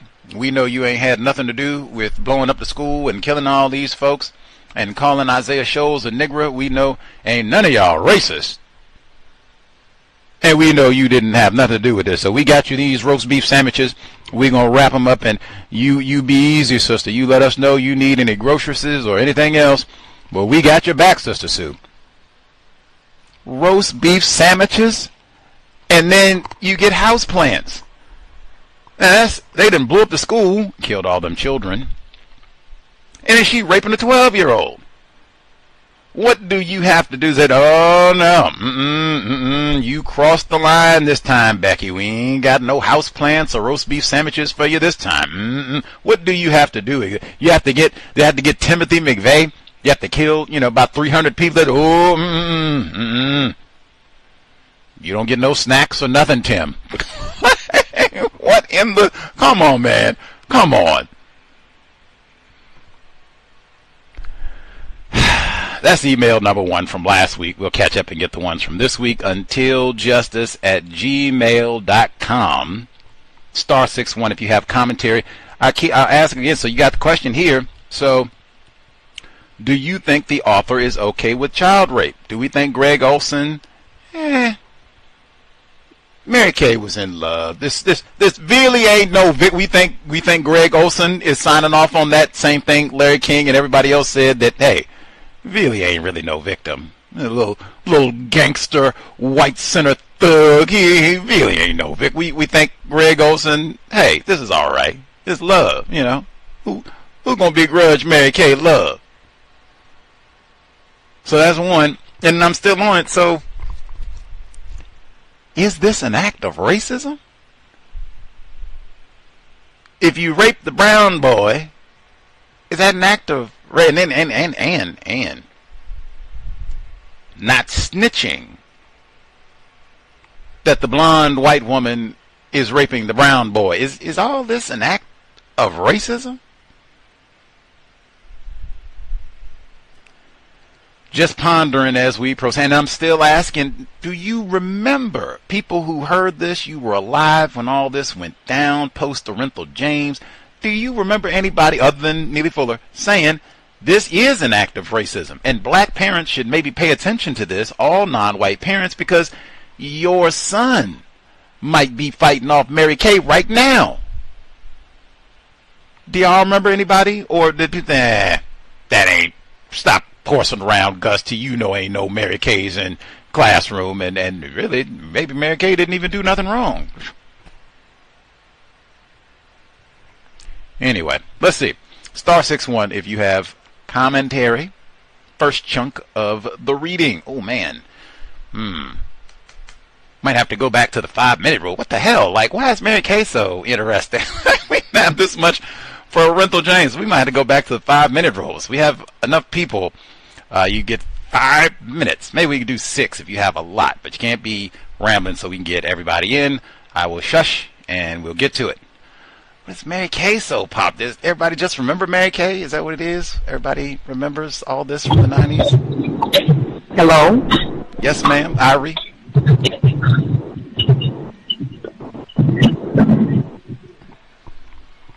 I'm going to make it fast. I guess it is a little bit popular. I mean, it's like about, for me, it's the law element, the education element of it. Just being around these people is workplace racism for me, too. So that's why I've been listening live lately to this one. And, you know, I'm not putting down the book club. Some of the stuff, sometimes I just can't take, you know. It gets a little heavy, you know what I'm saying? But I wanted to say, as far as I'm just listening in. So, but I want to answer your question about the author. I think the author does sympathize with this woman. I think the author might even want to be this woman. Didn't you play a clip of him talking about being gay and being rejected by his dad and that whole thing? I think that was him. If I'm correct, then who knows, he may secretly have a penchant for, you know, boys, non-white boys. He's definitely already practicing sexual incorrectness, right? So if I have it correct, if that's the author that I'm thinking, yeah, he sympathizes. And the trick of the theatrics, I'm listening to the theatrics of the reading by the narrator, you know what I'm saying, the person doing the voiceover, and the way they make her sound breathless at times, so you could feel Mary. Oh, she was so overwhelmed. The kids were running around. She couldn't find her ink pen. She had to put dinner on the stove. If you're a white woman listening to this book, you're going to be like, oh, my God, how did she do it? She cracked under the pressure. You know how they get. So the theater of the narration is also doing it. And then I think the author sympathizes because they continue at times a lot more than not to describe her, the adjectives, the superlatives, and the way things are said is very, it sounds flattering to the woman. Like, Mary Kay beamed as she da-da-da-da-da and da-da-da-da-da, and, you know, yeah, you still hear the other stuff, the crazy stuff. But I think there's a lot of white women that identify with this lady, and somehow, some way. And I think this man, yeah, I think he may want to practice the same sexual practices she had. So there you have it. That's what I think. I'm gonna try to hurry up and mute my line. I hope I didn't take as long as I thought I would. Let's see. Oh God. Okay, I mute my line. Thank you. Much obliged, Irie. Just quickly, today was the first time that we heard from Mr. Olsen, so I've not played any commentary talking about him being into anti-sex or homosexual activity. Might be someone else. I don't know that information about Mr. Olsen because we just heard him talking about the book today. But much obliged, Irie. Other folks that we missed totally? Yeah, Gus. Victim from New Jersey. So, last week when they escorted this woman out, and if memory serves me well, people that seen her being escorted out by the police, they thought maybe a tragedy happened, that maybe, this wasn't, they didn't even know that this woman was being arrested. The police handled her with so much care and dignity and respect. If I can curse, that really pissed me off because I worked at a place where a black male was escorted out of the workplace and you would have thought that this man was a fugitive. You would have thought this man was Timothy McVeigh, and this was all over a domestic dispute.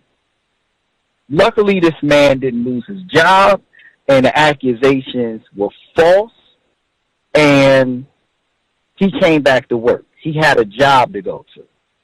But the police went, arrested this woman, was kind to this woman, and didn't read her rights or put handcuffs on her till they escorted her outside to the car. They saying that this woman was a gifted teacher. I'm being funny. I'm being sarcastic. Last time I heard this woman, the homework paper and her paperwork was balled up, and she liked dark-skinned males that probably had Kool-Aid stains on it. But this was a gifted teacher. There was nothing gifted about this teacher. This woman ran her classroom as if she was teaching her peers. That's it. That's all. Nothing gifted. I would have to see the evidence of students, school records. I want to see, I would like to talk to these students today and see where they are. Now, I'm pretty sure a lot of them are not, drug dealers or, on trial for, I'm pretty sure they're probably doing okay. But this woman wasn't an excellent teacher. And I really feel sorry for a white man. And I don't feel sorry for this white man. But my God, he wasn't a man. He wasn't the man of her dreams. He had no conviction. He had no backbone. But a 13-year-old boy has conviction, has a backbone, is a real man. A 13-year-old boy. This text is classic racism, white supremacy. Just in the language on how they're treating this woman, how this author is writing about this woman, just like the previous caller said. If I was a white woman, I would probably sympathize with this woman. If I'm in a lackluster relationship with my husband, this might even read like a novel to them. They might be curious. They might want to give a 13-year-old a try. And if I'm not mistaken, I think the lawyer said that she wasn't a pervert. If I'm not mistaken, then what was she? How isn't she a pervert when she's conducting a relationship with a 13-year-old and other students are even aware of this affair? But she's not a pervert? I'll tell you this. This book is pretty insulting to one's intelligence. Our clothes. I did do a double take on that one. Mary Kay ain't no pervert. What is your understanding of the word pervert? And then we look at Mary Kay's conduct. Match up like, woo. Man, I would be remiss. We had the privileged black male dial in here, act like I'm gonna be upset because they didn't hog tie, shackle Mary Kay and drag her out of the school for raping the brown boy, allegedly. You want them to treat this blonde, all-American, perfect, blonde, white woman like Leroy? Snatch her up and shackle her as though she's already guilty and drag her out and embarrass and humiliate her in front of her colleagues and students? What's wrong with you? Please. Let's see. Other folks that we have missed totally. If you have commentary to share, proceed. Greetings, Mr. Renegade. Ooh, that was a tie. Let's see. Take 9456. All right, thank you. Greetings, Mr. Renegade, callers, listeners. So one thing I've been focusing on, this is Fred Douglas. One thing I've been focusing on is how the author is describing Vili versus how he's describing Mary Kay Letourneau. And what I've noticed is, he's in the previous program, they talked about the teacher who saw him driving the van in the school parking lot. She described this evil look in his eye while he's driving the car. Previously he's been described as manipulative. A lot of negative things associated with Vili being described outright, as opposed to Mary Kay, where it's not being, she's never really called evil or manipulative or anything like that.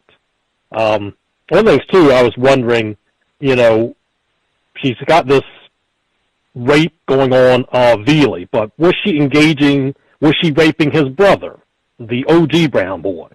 Or did she attempt to at one point? Was that part of the disconnect with the rift between her and her husband? Also got me thinking when they brought up today about the karaoke where Vili was singing with some girl and then Mary Kay comes. Last week there was the part where Danelle's daughter was getting too close to Mary Kay and was told not to come to the class anymore. And I was wondering if maybe there could have been some sort of relationship, or maybe she was getting too close to Vili, and that's why Mary Kay told her not to come back anymore. I guess one thing too, this week I was kind of surprised when it described that the boys in Mary Kay's class didn't like her and their parents didn't like her. I was a little surprised by that because I thought they might, depending on the way she behaved, that they would be more open to her. Wealthing moment. So this whole situation with Mary Kay and Vili and Steve Letourneau, Dr. Welsing talks about when white women take non-white males as sexual partners, it is a conversation they are having with white men about dominance and their role in white supremacy racism. Having Vili, she has a penis now that she controls. Her husband, she's not having a good relationship with him. He is, said in her conversation with one of her friends, she says he is not strong. He is too weak, but he does not submit to her will. But Vili, non-white male, young, would. And I thought that was kind of key too when she described the baby she was having. That was her baby. It's not her Steve's baby. She says it's her baby. One thing too, I've been wondering. There's been talk about the kind of aid that would be offered to Mary Kay. What kind of support, aid, help, comfort did Vili get besides the therapy? Was there any other comfort? I don't know if he got any flowers or anything like that. I thought it was interesting that Robert Huff represented the Fualaus, but was also working with David Gerke, Mary Kay's attorney. That seemed to me to be a conflict of interest. All these kids at the school knew about this relationship. The teachers didn't hear anything. Nobody else was aware of that to lift that up to anybody. That seems strange to me, because I would think that in a school with kids talking, that other people would have heard about that and would have reported that. Is that one of those things where they just dismissed that and would not say anything? And last thing I have to say is, Mary Kay reminds me a lot of Michael Swango, and the very fact that she's very deceptive over people. She's very manipulative, and just kind of reminded me of that whole situation. Thank you. Couple Swango references as we have been reading. Important point about the conflict of interest. We have to get to that. That'll probably come up in the book. We'll get to that later. Put a pin in that about the conflict of interest with the attorneys. That should come up later. Retired firefighter in Florida. Greetings, everyone. The first thing I would say is that there is no disconnect between white women having sex with black males and even black females, and there's no disconnect with that happening 200 years ago. There's no disconnect at all. It's an act of racism, white supremacy. Period. I once again, because I stated it last week, that I don't trust the author in the writing of this book. He goes along with Mary Kay. I mean, he doesn't even the trial and everything, I believe, was ended before he started writing his book. I could be wrong, but I don't think so. And he doesn't even identify her as a potential sex offender, or a completely a sex offender. He doesn't identify her as such at all, which is actually would be the truth. It wouldn't be nothing he would get in trouble with legally by stating it. So that's why I never did trust him in the writing of this, how he is writing this book. I have here that I've got the doubts of wouldn't be if the teacher was a black male and the victim was a white female.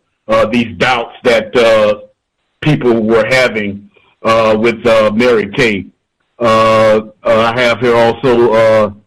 So it seems that both Mary Kay and her lawyers understood that having sex with the child was a crime, but they were going to go into court manipulating a way to avoid jail time anyway.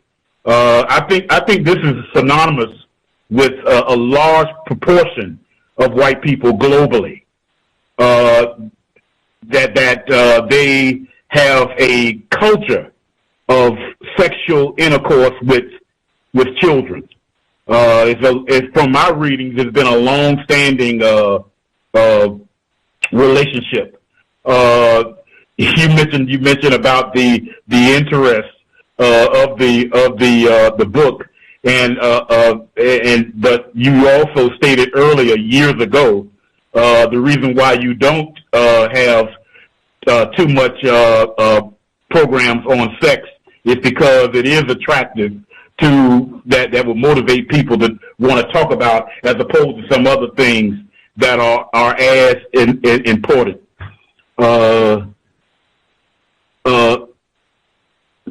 All of the students, after the substitute that was having the trouble, I just thought that all of those students should have been parceled out to separate teachers in order to solve that problem.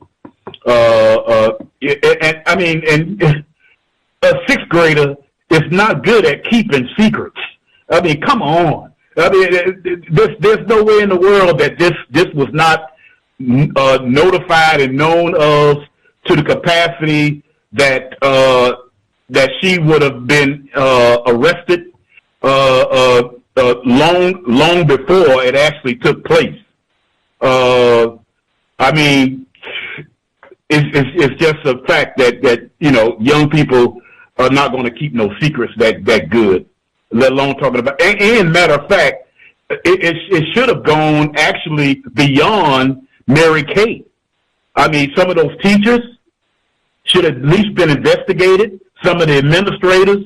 I was involved in a situation at a high school of something that was not exactly like what we're reading, but it was a situation to whereas a female student was sexually harmed by fellow students in a bathroom, and they didn't just go after the other teenagers. They actually fired teachers as well as administrators at that school, for that incident taking place. And this was all black situation, of course. And I have here in crimes like this, the perpetrator is always investigated of having other victims. And most times it is correct because that person does have other victims. But that didn't take place according to what we have been reading with this particular example. And based on what we're reading, it's understandable why that this is a white female, and that doesn't happen when it comes to that sort of thing. I have a lot more stuff, but it seems like in my mind the time clock is running to whereas it's time for me to be quiet. So moving on to the next person. Thanks for listening. Much obliged. Retired firefighter in Florida. You had a few more seconds left, maybe even a full minute, but much obliged. Maybe we'll have time. People can share extra. They have additional thoughts on the text. Again, the great point about they should have parceled those children out as opposed to keeping all of that trauma together and all the rest of it. Like, come on. Anyway, and that from last week, no snitching. So many white people were aware of this. White people who are mandated reporters didn't say anything. Even the commentary from the previous caller about when they had the karaoke event and Vili is up there singing and all that, and the other girl, he's getting attention from her, and Mary Kay pops up all excited. That's the night that they were at the marina. That's where he started the book at, where the police come and they don't arrest her. They contact the mom and everything. And they're like, oh, she's got the good leg. This is more interesting than what we were doing. And maybe he, raped her. I don't know. And they let her go. That's the same night as the karaoke. I thought that was important. I was like, wow. Like, she goes and is she, I'm envious. What you doing, Vili? You talking one of your little class? Wait a minute, get over here. What are you doing? What are you? And we're going to go and have sexual intercourse at 2 o'clock in the morning. I'm like, what? Yeah. But anyway, people were aware of this and did not say a word. That act of racism, criminal activity as well. Folks that we missed, I think Lauren should be with us. Other folks, if we haven't heard from you, *61. May I be heard? Yes, ma'am. Yes, sir. Evening, everyone. So right at the beginning of this session, when the twins, Amber and Angie, when they hear about what happened with Mary Kay, they said the twins and their friend watched the news report on the local late news. In shock and full of disbelief, Amber and Angie realized there was only one thing to do. They drove to Normandy Park to see Mary Kay. They knew it was late and that all hell had broken out, but Mary Kay was their friend and they wanted to support her.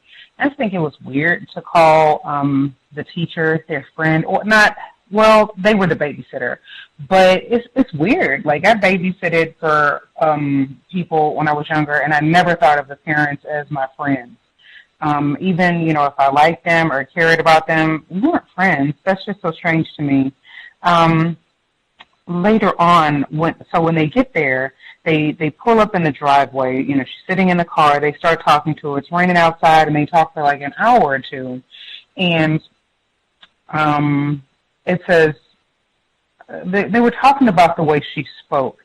And they said Mary talked in a stream of consciousness manner that was almost incoherent and then stopped to cry. Her tears seemed to fuel her, and she would talk some more. I'm actually surprised that there aren't more comments about the way that Mary Kay Letourneau speaks. You know, I guess stream of consciousness is one way to put it, but she sounds evasive. Like, the way she switches from one subject to another seemed abnormal to me when I saw her speaking on that interview. And she's usually telling you something that she wants to say versus answering questions that you've asked, but they weren't really asking questions. It said that in the text. After they talk to her, they get in the car, and one sister says, well, I don't think she touched him.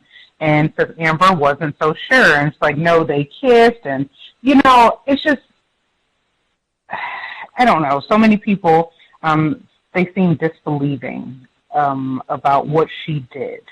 In the text, it said, her son's teacher, only 3 years younger than herself, was pregnant by her son, Vili. Wow. Vili's mom is only 3 years older than Mary Kay Letourneau. That seems massively incorrect. And they were talking about Neely Fualaau, and she said, she was talking about Mary Kay, and she pointed out that she never really said, I'm sorry. And she said it goes back to that I think she's crazy. A caring woman who was smarter than her resume, Neely Fualaau was charitable toward the teacher carrying her grandchild. She really needs help because I think she's living in fantasy land. I didn't understand what Mary Kay Letourneau saying I'm sorry would do. Would that unrape her son? Would that give him back the childhood that had been stolen? And I don't agree with calling Mary Kay crazy, but it does seem like something is wrong with her mind. One of Mary Kay's, I think it was the neighbor, Tina Bernstein, she said Steve did have an attitude. He had possibly a chip on his shoulder. Yes, there were times when he could be really nice, very pleasant to talk to, treated the kids well. There were times when Tina hesitated. Let's say I could see what Mary was saying about certain attitudes he would have towards people. I understood what she was saying. I don't want to give examples, though. I think that lady not giving examples is one more illustration of white people's adherence to the no snitch policy. Although, you know, even if she could have gave 25 examples and he beat Mary Kay up 10 times, it doesn't make it okay for her to go rape a child. She meets the lawyer, and this is David Gerke, and it says, knowing Mary Kay as he did, at first the lawyer assumed that the charges were unfounded. Mary set him straight. How could he know her very much? He thought her husband was a fisherman. And Mary Kay, David told her that the law didn't recognize the possibility of love between a 13-year-old and a grown woman.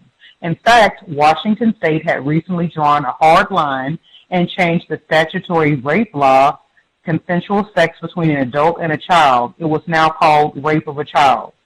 I don't think a child can consent to sex with an adult. I mean, the intercourse can occur. It can seem like it's not physically forced, but children just don't understand enough to give consent. They don't have as much power. They lack understanding. They are being taken advantage of. Mary Kay said, I didn't think two people being in love could be wrong, she said later. I knew that as a teacher it was a big no-no falling in love with a student, a shame on the profession, and I'd have to resign, but a crime, no. A big no-no, that is quite the understatement. That's minimization. Rape of a child is a felony. the lady calls and she leaves the message on the machine, and she's saying that give me a second. Okay. She said, "Whatever happens, take care of yourself, eat right. If you can't get out and get groceries, let us know. You can count on us." Now, that is a community. People go check on Mary Kay. They bring her flowers. They offer to bring her groceries. Her dad takes her car. Mary Kay had a community even if Vili didn't. Several paper cutters of varying sizes. And also the lady said a child clipped off the tip of his finger. Guess whose class it happened in? Well, it seems really dangerous to have those paper cutters around, X-Acto knives too, and the person didn't come right out and say the student cut off the tip of their finger in Mary Kay's classroom, not making it plain. I don't know, but she didn't come right out and say it, and the pictures. But it said it was a lot of pictures in this chapter. I think it was chapter 40. But it said, like father, like daughter, John Schmidt and favorite daughter Kate shared many similarities. Both had 2 children by students, both published memoirs. That's all I have for now. Thank you for allowing me to speak. Much obliged, Lauren. She said, even if Steve had beat up, put the Hulk Hogan power slam on Mary Kay, first time, last time. Hulk Hogan was blonde too. That's part of his, never mind. Even if Steve had done all that, let's say he had done it 10 times, that is not no justification for you raping no brown boy. I don't know. Sometimes they do say that. You can go to court, you can say, my husband, had beat me up or whatever, and I found solace in the brown boy. I don't know if they'll use that one or not, but anyway, she did point out crazy as well, Lauren, where Vili's mother said that she thought she was crazy and in fantasy land, and, VGQ. Now, see, here again, this is where I say, is this an act of racism? Mary Kay picks the brown boy, parents, this wild Samoan parents, and how they even got here, and she works at the pie factory. She didn't get one of these parents where they're white, good English, we don't work at the pie factory, we go to Seattle. I don't think if she had got one of these white parents, I don't think they would have said, oh, that Mary Kay is just crazy. That's why she raped our boy. I don't think they would have said that at all. That's one of those where, I don't think she's crazy. Dr. Welsing told us, she said it in that explicitly, resist the urge to classify people classified as white as crazy.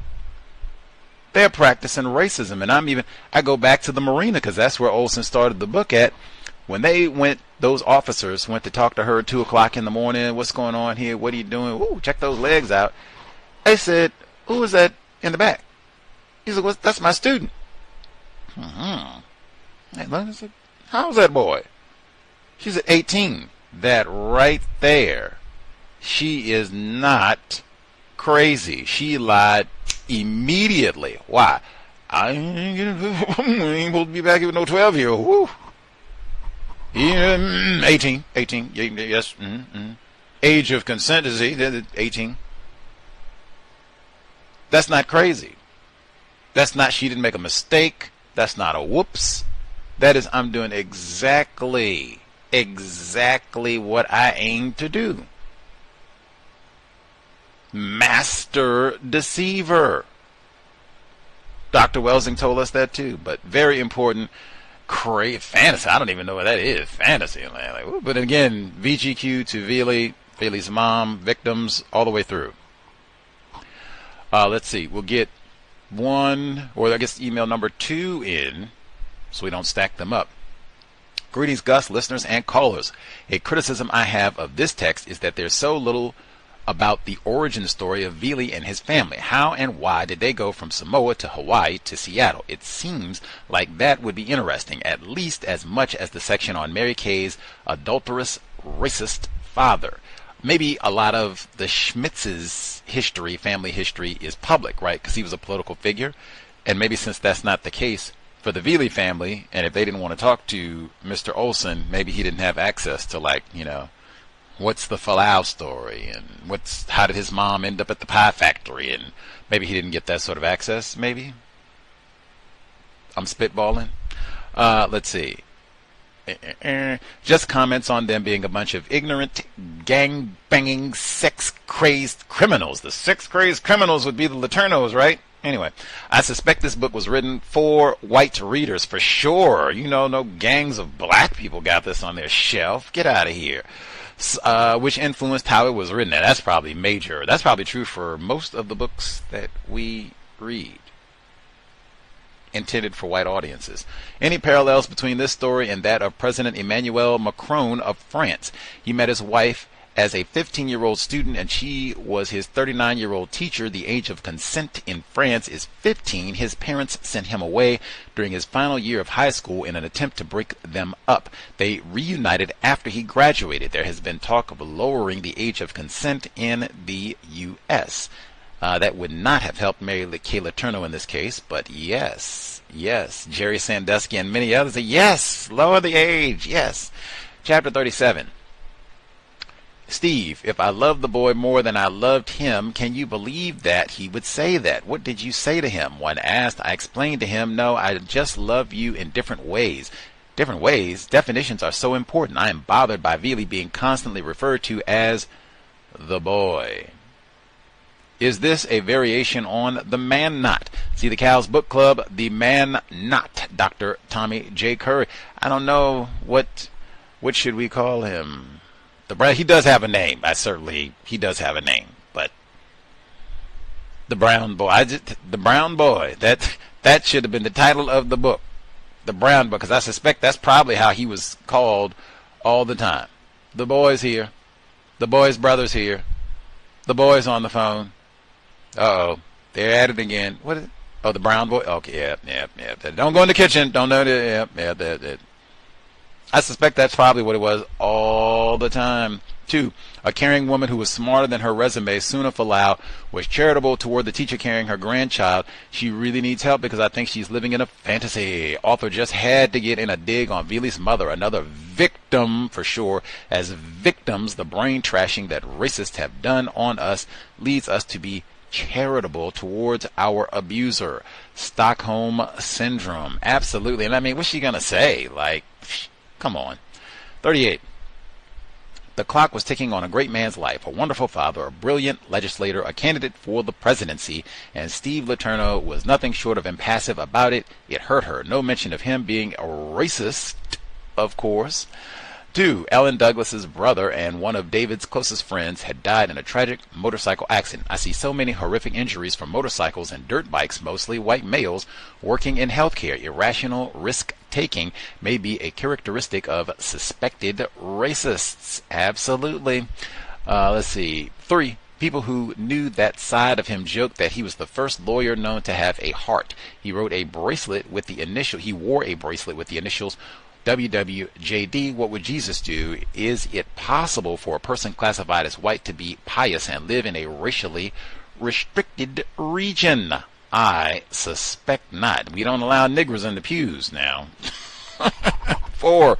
Robert Huff favored the Miami Vice double look of the early 80s. Car about to stack of complaints at the Washington Bar Association, mostly from disgruntled clients, and Bob, he provided the fun. Bob seems like a classic white male affirmative action hire. We just go out and do lemon drops and yeehaw. 5. Among those who knew her, there was no shortage of concern for Mary Kay.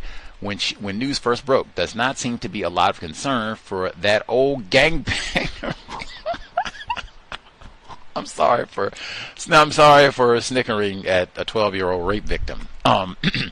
We did have previous caller, I think Lauren, saying, hey, was anybody bringing bread pudding to Vili? Did anybody rustle up a pound of Brussels sprouts for Vili? Anybody bring a Monstera for Vili? We didn't hear. Maybe he had piping hot vegan meatloaf brought to him every day. Maybe, but we didn't hear that. Let's see. 6. She was an Anne Bancroft's boy eater, Mrs. Robinson of The Graduate, and Jennifer O'Neill's Lonely Wife in the Summer of 42, all rolled into one. Both heralded movies during the 1960s and 70s about much older white women seducing a much younger adult white male in one movie and an underage white male in another. Both Oscar winner. Oh no, did flippin' Woody Allen have anything to do with all that? I'm sure he watched and loved all those films. He might have even mentioned them in his book, his memoir that we read about this time, 3 years ago? I think 4 years. 4 years ago. We read, matter of fact, I think we read it the year it came out, 2021, middle of the Rona. Chapter 39, there was no indication of what had gone on as far as actual curriculum was concerned. They were used to having control of the classroom to such a degree that Miss Letourneau was more a peer than a leader. She was a terrible teacher, and I believe the administrators in the school knew it. It seems many, just like with the child rape, many people in the school were aware that, man, Mary Kay shows up with it. Mary Kay time. Sometimes she show up, sometimes she doesn't show up at all. Like all that nonsense that we heard from and they said, hey, we could go tell, Mary Kay stood us up today. We had a faculty meeting and she was 3 hours late. We could go tell. They don't do anything. She blonde white woman, she get away with murder, probably. Been raping this brown boy for all this time. Jeez. Grooming him since he was 8. 2, Mary and Vili and another boy had lagged behind before showing up, skipping merrily along, arm in arm. See, that's exactly what I'm talking about right there. A teacher told her that it was not appropriate behavior. A teacher remarked about the time Mary Kay was seen slow dancing. R. Kelly. Mary Kay say, you, Vili, brown boy, the only one I want to slow dance with. Steve ain't got no back. Steve ain't got no conviction. I need me one of them. Give me that 6th grader. They firm in their conviction. Rated aura. Let's see. Slow dancing. Were there any job performance evaluations of Mary Kay? What were the test scores of her students? Hey, man, where is the follow-up? I know they do Scared Straight, where they go and take the children to prison and all that. And then they come back years later and, see how they're doing and all of that. Where are Mary Kay's students now? What are they up to? What is their reading comprehension? Like, even Vili. Let's get Vili. Like, what's his reading level and all that? Everything. How far did he go in school and all that? Did he do any postgraduate work? What was his career like? All of that. Let's see. You got it, man. And again, white people are not ignorant about white supremacy, racism. Are you serious? Now, even that incident right there. We go on a camping trip or whatever. Leroy, 12-year-old Marcy. They are lagging behind arm, and are you out of your mind? All that's going to be, hey, Leroy, cut that out. That ain't even a good look. They used to lynch niggers for that. Cut that out. That's all it's going to be for Leroy? You've lost your mind. You lost your mind. You've lost your mind. And then they crank up the R. Kelly at the slow dance at the school, or she got the recess jam parties, Mary Kay did. Either way, they crank up the R. Kelly. Vili get that mannish 45-year-old look in his eyes. And Mary Kay get the glimmering, and they forget where they are, and they just out there doing it. Woo! Right next to the merry-go-round. That's Leroy and Marcy. All it's going to be, hey, Leroy.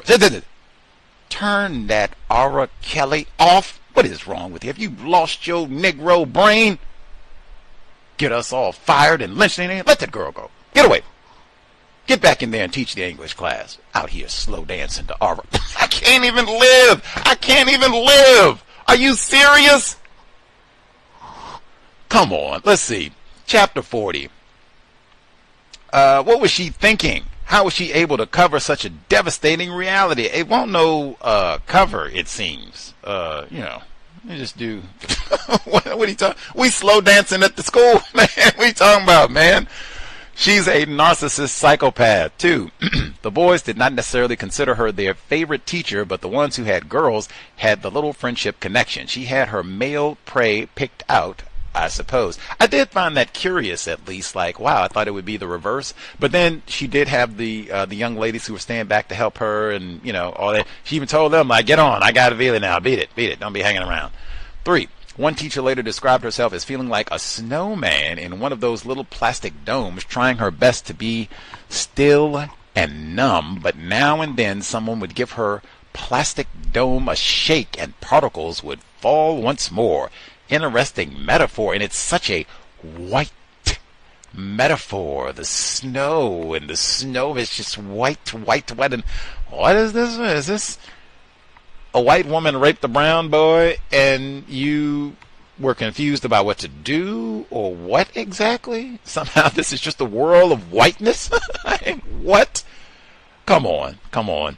Maybe feeling chaos. She should just say that. She should just say that as opposed to, I was a white snowman and the white snow whirled around and oh my God. Come on. 4. Peaceful coexistence contract had been drafted by the Jesuit priest, done in the best interest of the children. Ironic having a Catholic priest adjudicating what is the best interest of. Hey, Mary Kay told you I'm proud Catholic. That's been in my family lineage for generations, and we've been talking about that for years. Like, what is the Catholic religion? This might be it right here. What was it? Mary Kay.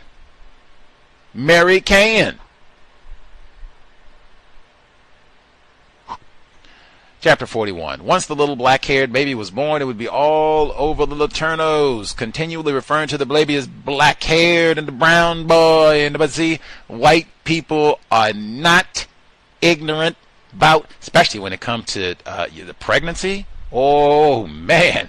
So a white woman is pregnant and that baby looking like it's got a touch of the tar. Oh, my God. Not only we're not ignorant, that's the sort of thing white people, just like you see here, white people be talking about that the whole 9 months. Like, oh man, Steve, what you gonna do, Steve? Baby gonna be coming here, you gonna be looking dark, you gonna have a little Obama on your hands, Steve. What you gonna do about that, Steve? And then they making jokes and all that, and then you gonna say, man, Steve ain't got no conviction. Steve ain't got no backbone. You out here, what? Jesus God. 2, Steve hadn't been exactly faithful. There'd always been understanding, however, that when the night was done, both Steve and Mary Kay would return home. What that mean? You go out and do your thing, and I rape the brown boy. We at least come back and snuggle and swap stories. What do it mean to be white? The ability to compartmentalize sexual encounters may be a part of white culture. Thomas Jefferson raping Sally Hemings in the same house as his wife. And I think they were all related. So, I mean, that's woo, snug compartment sometimes. 4, no matter what had been said about Mary Kay, it could never shake the sympathy that so many shared. Mary Newby continued to worry about her former student teacher and the impact of her relationship with the artistic Samoan boy. See, there it is. The brother's village with the young lad, the young rape victim, even with the young brown boy. There was no relationship. The utter lack of concern for Vili, the suspected racist, seems to be a theme in this book. Lack of concern by suspected racists, yes. And really, Vili's not a victim. Why should we be concerned? He's a thug. He's a gangster. He might even be trying to pimp Mary Kay. Who knows? You got to be careful with these old non-white Samoan dudes. Dad is an old criminal. He'd probably chip off the old block, as they say. So, no. He ain't get no roast beef sandwiches. He get no house plants. Get on out of here, Vili. We don't even get to retract. Get on out of here, brown boy. You don't even get no name, much less sympathy. You gang-banging white center thug you. Get some suspenders and get on out of here. Go to Seattle and get some culture. Stop raping white people. Vili, and let's get your test scores, Vili. Let's see. The rubber meets the road, Vili. Have you read this book, Vili? I want to know that too. Did he read this book? What do you think about this here? But you see him call you a gangster, Vili? What you think, Vili? You go to Seattle when you were a teenager. You and Mary Kay went to Seattle. See? Everybody in White Center and Burien, they don't just hang out in their little region. They do head north occasionally. Might want to see the Seahawks. Might want to see Ken Griffey Jr. Go to Seattle Art Museum. Go to Pike Place. I'm going to catch a fish, you know. See Marshawn Lynch, Sean Kemp, Gus T. Audio segment number 2, Gregg Olsen. I guess so we'll keep in mind. So do we think Gregg Olsen on the sneak is throwing all these jabs and insults at Vili because he also thinks child rape is okay? Not that maybe he on the sneak, he wants the age of consent lowered too. Do we think that's the case? Katherine Massey Book Club. If loving you is wrong. Audio segment number 2. Chapter 42. Other inquiries with lawyers had gone nowhere for both Mary Kay and Steve. After her arrest, Mary Kay hired David Gerke, and Steve hired a lawyer of his own, a young Tacoman named Gregg Gran. Steve met Gran through a referral from his wife Susan, also an Alaska Airlines employee. At the time, Steve was looking for advice, not necessarily a quick divorce. There were too many issues to be resolved. Mary Kay's criminal arrest, her pregnancy, and the foreclosure of the house in Normandy Park all loomed to cast a pall of uncertainty on people who needed resolution. More than anything in those early days of the criminal case, Steve Letourneau was embarrassed about the attention his wife and marriage were getting because of her involvement with her student. He met with Gregg Gran in March, shortly after the arrest of his wife. The 32-year-old lawyer had practiced both civil and criminal law, and he had even worked on a couple of child molestation cases. He saw Mary Kay as a pedophile. He wondered how Mary Kay could have hoodwinked Steve. But after conferring with his new client, it became clear that Steve hadn't been tricked by anyone. He simply didn't see the truth because it was so incomprehensible. Initially, Steve looked at it as Mary Kay was just taking this pupil under her wing. He thought, hey, it was inappropriate. Teachers shouldn't be having students at the home. That was kind of uncommon, a bit odd. He never really thought it was sexual. Why would it ever be? Steve told Gregg Gran that he believed his wife was starving for attention, and Vili was providing what she needed to feel good about herself. He thought with Mary Kay, maybe it was more of an ego-patting thing for her, that she was just intoxicated that somebody else was finding her to be such a wonderful person. Steve said he had tried to be a better husband, a more supportive person. By then it didn't matter. Mary Kay was getting everything she needed from Vili. Those who knew Mary Kay Letourneau knew she loved the telephone more than face-to-face conversations. She thought nothing of calling to chat about one subject, and ended up talking about a million others. During the time she was pregnant, Ellen Douglas was on her calling list, and throughout the conversations that the two shared, schoolteacher Ellen would take notes so that she could share what had been said with her husband Daniel. One of the reasons she made notes was simply because Mary Kay seemed so out of it, was so far gone at times, that it was difficult to remember every tangent that she drifted to. Though facing treatment or prison and pregnant with a former 6th grade student's baby, Mary Kay didn't seem to grasp that her world, her old world, had come to a complete halt. She talked about staying in the house after Steve was gone. Well, we'll have to see what happens, Ellen said. Mary, come on and wake up. You don't have the money. You're being foreclosed on. She talked about continuing her teaching career. Uh-huh, Ellen said. You're in denial. Life will not go on as it did. You won't have your children. Ellen just couldn't tell Mary Kay the silent responses that went through her mind. It would be cruel. It was unnecessary. It wouldn't have helped her fragile state one iota. She was pregnant, and life was tumbling on without her, and things were happening, and it was too late. No matter what I said to her, it wouldn't have made a difference, she said later. Whenever Ellen Douglas would hang up, by the look on her face and the duration of the call, Daniel Douglas knew his schoolteacher wife had been talking to their troubled neighbor. Ellen referred to her notes and shared what the two had discussed, but not all of it. Though she and Daniel were very close, some of it just seemed too personal to disclose.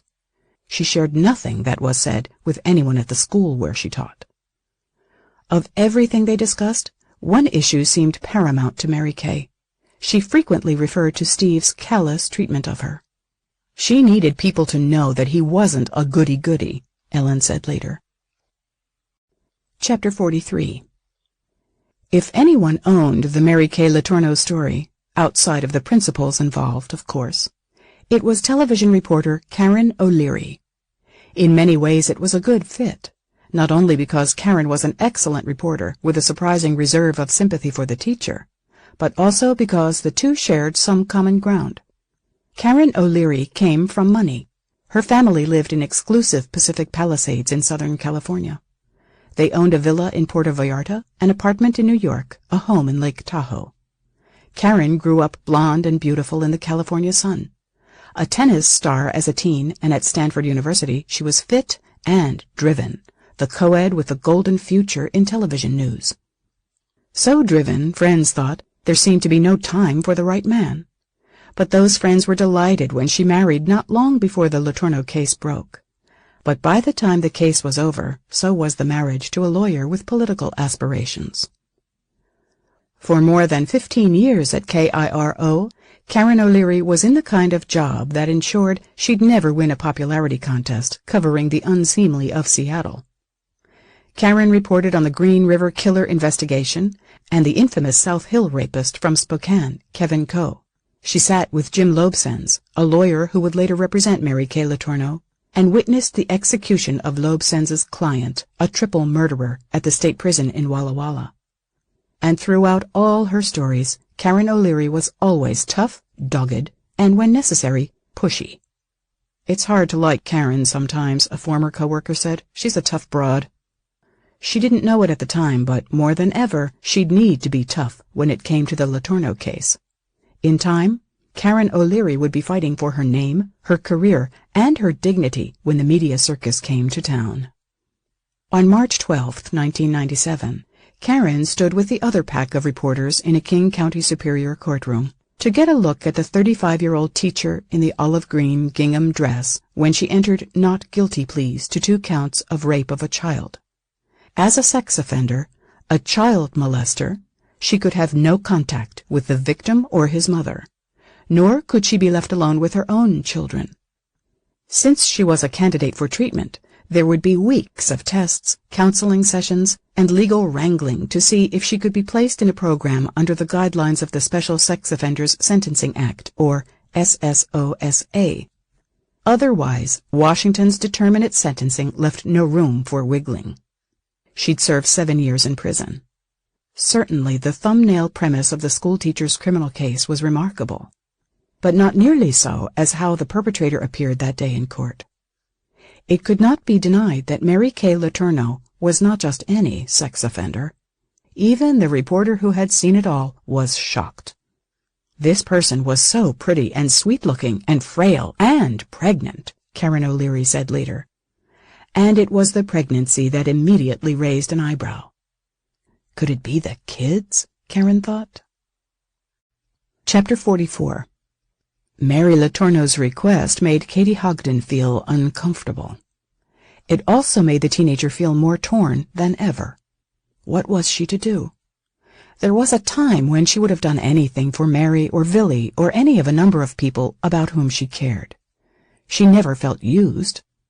She hung up the phone and sought out her mother.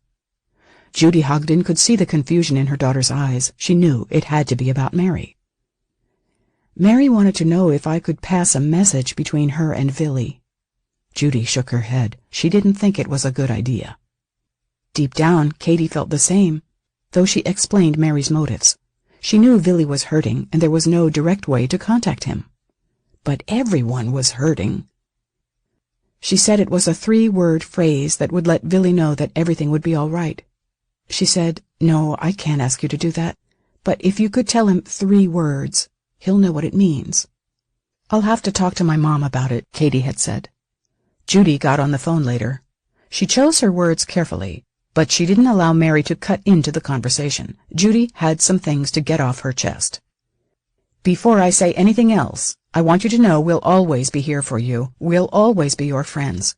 If you need anything, a place to stay, to get away from reporters, come here. We won't tell anybody you're here. I don't approve of what you did, but that doesn't change how we feel about you." Mary Kay seemed to take it in and seemed to appreciate the support. She thanked Judy Hogden for the offer, but it wasn't likely she'd take her up on it. She was going to be fine right where she was, at home. "And as far as getting Katie involved," Judy said, tackling the most difficult part of the call, the reason for her conversation with Mary, "I think you are in some really big trouble, and I don't think it's best to involve Katie, even passing along a 3-word phrase." Mary agreed and apologized for even asking. "I'm in such a panic for him to know that everything is going to be okay," she said. "There are 3 words that if he heard, he'd know that everything was going to be okay." Judy felt sorry for Mary, but Katie would not be her little dove sending messages from her to Vili. "I can't allow it," she said. Katie phoned Vili after her mother got off the phone. She didn't know what the 3 words were, but if she did, she would have told him. Why hadn't she asked? "Is she okay?" Vili asked. "Yeah," she answered. "Is she crying?" "Yeah, she is." "Did you calm her down? Did you tell her everything was going to be okay?" Alone in her upstairs room, thinking it over for the gazillionth time, Katie Hogden held on to one great hope, that Mary Letourneau was in love with the right guy. He was just as concerned for her as she was for him, she said later. She wondered what the 3 words were. Was it so basic as, "I love you"? Or was it more creative, deeper, more personal? She also wondered why she hadn't asked what the words were, just in case. When Mary knew that she was not going to be with Vili for a long time, because the courts had restricted their contact, and some jail time was all but a certainty, she timidly asked Katie Hogden the same question she had posed to so many others. It was a question that none of her friends liked to answer. "Do you think Vili will wait for me?" This was difficult. Katie knew that Vili loved Mary at some level, but if it was a lasting love, she couldn't be certain. Wise as she was, Katie was only 13 years old. She tried to be kind, to keep Mary's sagging spirits lifted, but she wasn't a liar. "He may not be there when you get back," she said, "but he'll remember, and he'll probably want to come back." Mary understood. "I'm sure you'll always be friends," Katie said. It broke their hearts to see the Letourneau family crash and burn. The 4 kids were about to be scattered to the winds, and the parents were living in the same house, but not speaking to each other. Steve slept in the bedroom, and Mary Kay stayed camped out on the hide-a-bed. Amber and Angie Fish saw it as the end of the perfect family. They never, ever could have imagined that anything could break up Mary Kay and Steve. They could never have conceived of Mary Kay falling in love with a student, either. Almost as much as they wanted to support Mary Kay, they wanted to let Steve know how they felt about him, how worried they were, and how much they loved him, too. But he would never look into their eyes. Only one time did he even make a half-hearted attempt to speak to them. He was very short, abrupt, Amber recalled later. "I kept trying to make eye contact with Steve. I just wanted to talk to him. I never got the chance." Steve didn't appear to want anyone's help. When people called, he hung up. When a neighbor knocked on the door to let Steve know that he was supported by lots of people, he barely listened. "Yeah, thanks," he said before shutting the door. The twins talked about Steve's behavior with their mother. "Steve's hardly around," Angie said, "and he's got a baby coming." "He's not around because it's not his baby," their mother said. The girls thought their mother was way off base. "There's no way," Amber said. "Of course it is." Joy Fish didn't think so. "It probably isn't," she said. It was too much. The fact that the teacher had been having a sexual relationship with a student was bad enough. Shorewood parent Danelle Johnson thought it couldn't get any worse, but of course it did. Danelle had a better pipeline for information than the Fish girls or their mother. She learned from her children that Mary Letourneau was carrying Vili's baby. The kids thought it was just another awesome sign that it was meant to be romance. I thought it was god-awful, she said later. Parents, for the most part, didn't see it the same way. In fact, few thought the pregnancy was positive proof about anything, other than it proved the woman hadn't been teaching birth control. Some fathers joked about wishing they could have had a tutor like Mary Kay Letourneau. Many played the gender reversal what-if game. Danelle had a unique take on that kind of supposition. As mother of boy-girl twins, it was easy for her to flip the roles. Molly tells me she's in love with a 35-year-old man, and they got pregnant to prove their love, and I'm going to kill the motherfucker. End of story. Same with my son. I'm going to kill her. Mary can be as sick as she wants to be, as demented as she wants, and I would, she said later. With her honeydew round belly, Mary Kay Letourneau thumbed her nose at the court order prohibiting unsupervised contact with her children, and the 5 of them boarded an Alaska Airlines flight to Southern California. They stayed with Michelle and Michael Jarvis and their 3 children in their home in Costa Mesa. Mary Kay knew her time with her children would be limited for a while, and she wanted to spend every minute with Stephen, Mary Claire, Nikki, and Jackie. Disneyland was their prime destination, and was wonderful as always. Mary Kay reminded her brood that their grandfather had once worked at the theme park as a cobblestone cop. Later they played in the surf at Newport Beach. Mary Kay even took her kids up to Spyglass Hill to drive by the old house, and to remember what once had been, and imagine the future.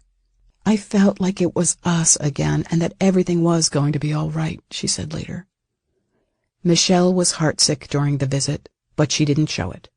Mary Kay was so upbeat and energetic that it didn't mesh with the reality of her situation in Seattle. She was in the trouble of her life. Moreover, she wasn't telling Michelle every detail either. There was one detail in particular that she hadn't shared with her best friend. It was the identity of the baby's father. I knew she was pregnant by someone other than Steve when she got pregnant, but I didn't know who. She didn't tell me. I knew who Vili was, she talked about him, but I didn't know he was the father. But going from here to there was like crossing 2 galaxies to me. Taking it from this kid to being a father was a leap that I couldn't even fathom. Chapter 45. The spring of 1997 had not been easy on Suna Fualaau. Her beloved father, just 59, died, leaving her with a broken heart and a grieving mother. Her hands were also full, overflowing really, with her youngest son's imminent fatherhood and the criminal case facing the mother of his baby. And if she ever doubted things could get worse, they did. The last thing the soon-to-be grandmother needed was any more trouble with the police. But that is exactly what she got that spring, when Vili and his brother shook down a kid for his Fila jacket and a basketball jersey at Cascade Middle School. According to a police report filed after the second-degree robbery incident, one victim was clobbered with a broom handle, the jersey and jacket ripped from them. The other was left with the threat that if he called the police, he would be killed.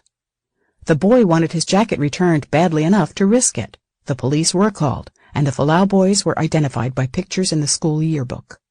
Later that same day, Vili and his brother were read their rights, booked, and fingerprinted at a local police precinct.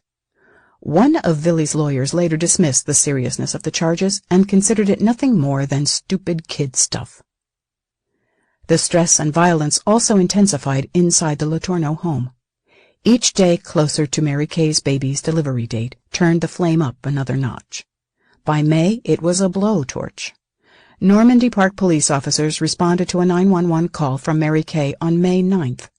They found the pregnant woman with a red mark 2 inches wide and 4 inches long across her stretched stomach.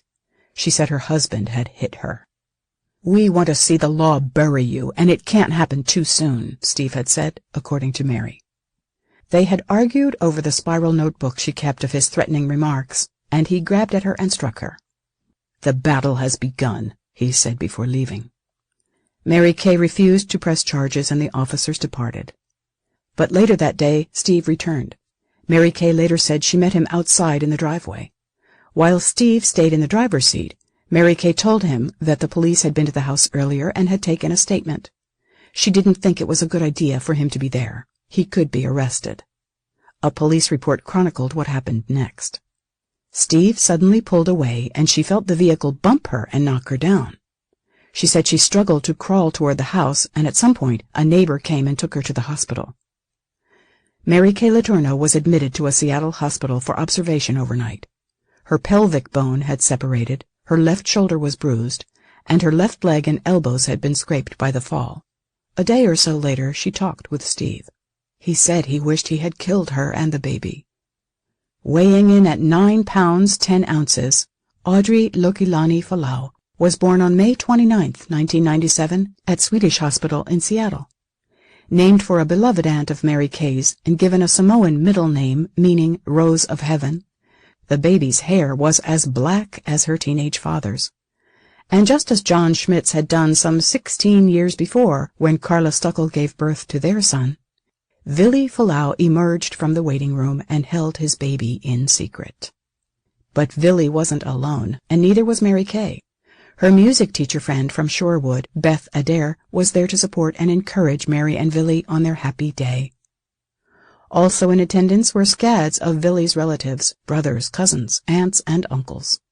Every Samoan in Seattle was there, Mary joked later. Strangely, presiding over the scene was not the new mother, but the mother of the boy who had just become a father. "She's the Samoan queen," Mary told a friend. "She's the matriarch of the family in any way that you can imagine, no question. She is in charge of every move that family makes." Before her baby was born, Mary Kay wrote a message that she hoped would someday help the child understand her love for Vili and how difficult it had all been. "People are putting me down, accusing me of being mentally unfit because I allowed him to love me and I returned that love." Chapter 46. The past couple of years had been rough on the news team at KIRO-TV. The station changed hands repeatedly.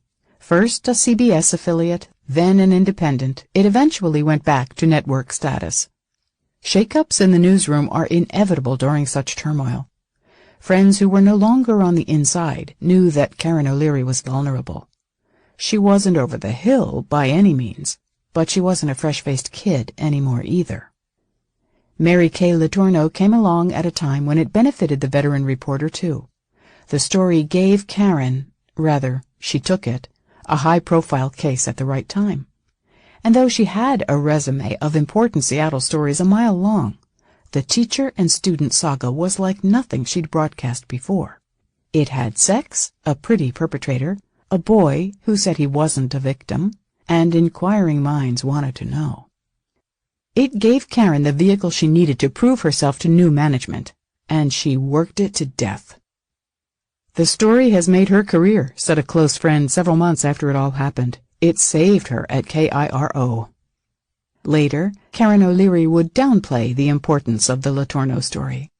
It was only one of many that she covered during that time. The pastor of the state's largest church had been caught in a purported homosexual encounter in a public restroom, was another. So was the prominent plastic surgeon who had been charged with assaulting a patient. But even Karen had to concede that none caught the public's attention more than the teacher from Shorewood Elementary. "Yes, my news director wanted stories about Mary Letourneau," she said later. "Yes, ratings go up whenever she's on. But that's not why I did the stories. I pay no attention to ratings and never have. If 2 people watch or 200,000 watch, I don't care. But I have bosses who care." I don't know. That seemed kind of dishonest to me. Like, wait a minute now. Wait a minute. Karen O'Leary, is that Irish? How the Irish became white? Is that it? Covering Mary Kay Letourneau? Karen. That was it, Karen? Oh no, we got a Karen. Look here, Karen. You don't tell me.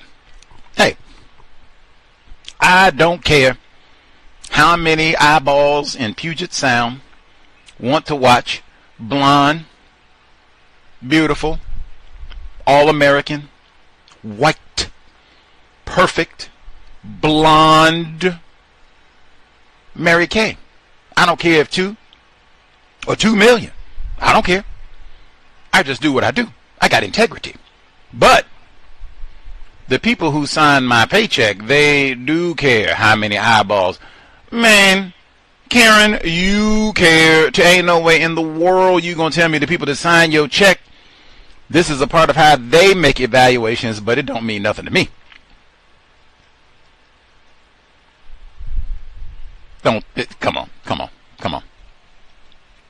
Incidentally, Cairo, that's part of how the decision was made. We should cover this. I emailed the University of Washington Special Collections. Do you all have some of the local video coverage of all of this? We can see Karen O'Leary. They said, show enough, Gus. 1,300 hits.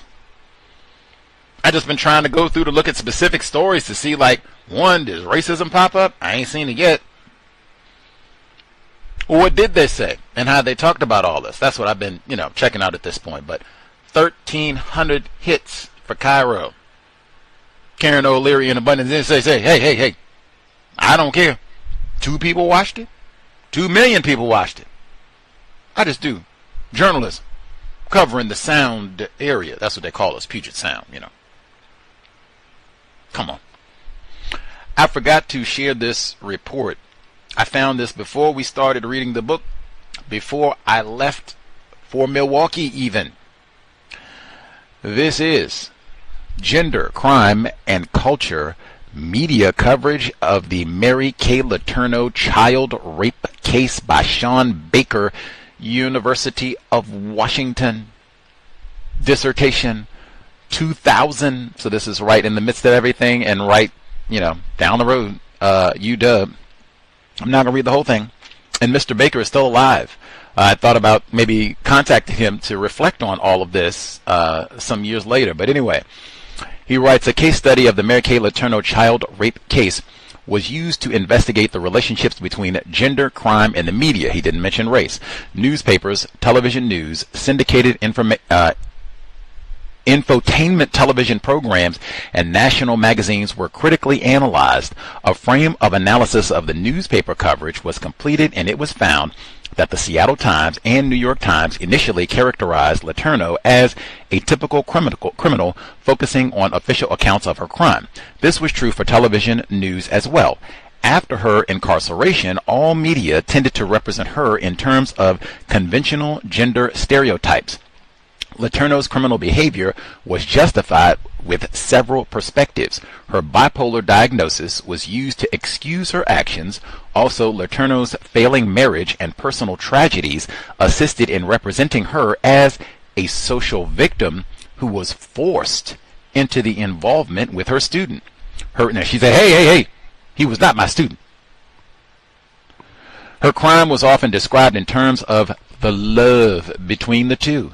Letourneau's social identity as a mother and teacher was emphasized over her criminal behaviors. We have submitted she was a poor mother and a poor teacher.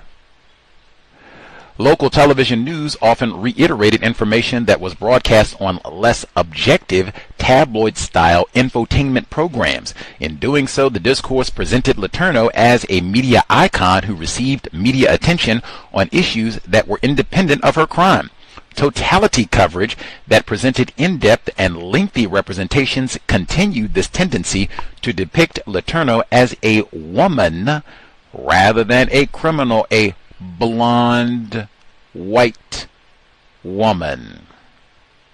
It was concluded that Letourneau's gender and her identity as an attractive, wait a minute, now this one I'm not adding nothing, I can just read it as it is. It was concluded that Letourneau's gender and her identity as an attractive, white, and middle-class teacher was the primary force that caused her representations to be positioned within sex-based stereotypes. By locating Letourneau in an appropriate and constructed gender role, the media assisted in the manufacturing and upholding of our culture.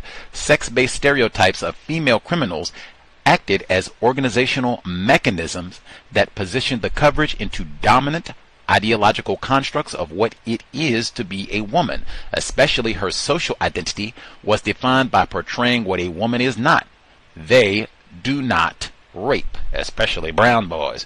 To accomplish this maintenance function, the media repositioned Letourneau into traditionally accepted female roles of mother, teacher, and wife, opposites of a criminal. The impact of this on gender construction in society are discussed. And it gives you the table of contents and looking at Seattle Times coverage specifically, New York Times coverage specifically, and then some of the television outlets, how they talked about all of this. That's why I thought it might be interesting even to talk to him now, see what he thinks about all this. Anywho, that is Sean Baker, University of Washington alumnus, his dissertation from 2000. The number to dial, 720-716-7300. The code 564943 pound. Press star 61 if you would like to participate. I tell you what I say. Mary say, I ain't no coward when it comes to love. Vili, man, Vili, he loved me. I was courageous enough to love back. Is that a crime? I don't see nothing wrong. The number is 720-716-7300. The code 564943 pound. Press star 61 if you would like to participate. She could have took that too. She could have took the R. Kelly title. Just put that for the title of the book. I don't see nothing wrong. The Mary Kay Letourneau story. Woo! Shout to R. Kelly. Let's see. Other folks who dialed in. So we got Mr. Douglas, Lauren, retired firefighter. If we have people that we missed totally, if you didn't get to speak at all the first time around, you have commentary that you want to add, hand up now. Do not wait until the last minute. Folks who are with us, proceed. Greetings, everyone, again. I have here for the second half of the reading that Mary Kay had other white people to help her commit a violation of the court order that is standard in sex crimes, that you can't have any contact with the victim.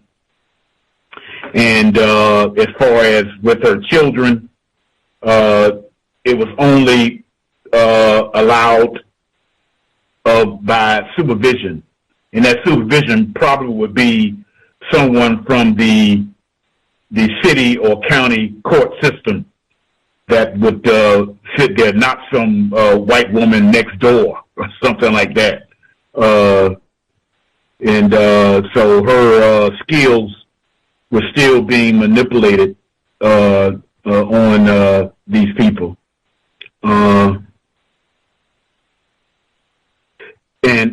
I just kind of like repeated myself by writing down here that there's a lot of people who are complicit. Actually, they can be indicted by assisting that person, and it could be considered to be a crime also, if I'm not mistaken. I have here white people always can easily violate court orders, and as opposed to if someone else did that, they would be found out and be in some kind of serious trouble. The term "stupid kid stuff" was mentioned with the father of the quote-unquote father of the child father of the child, I guess it'd be more accurate. It's identifying as stupid kid stuff, but actually what is called a strong arm robbery. I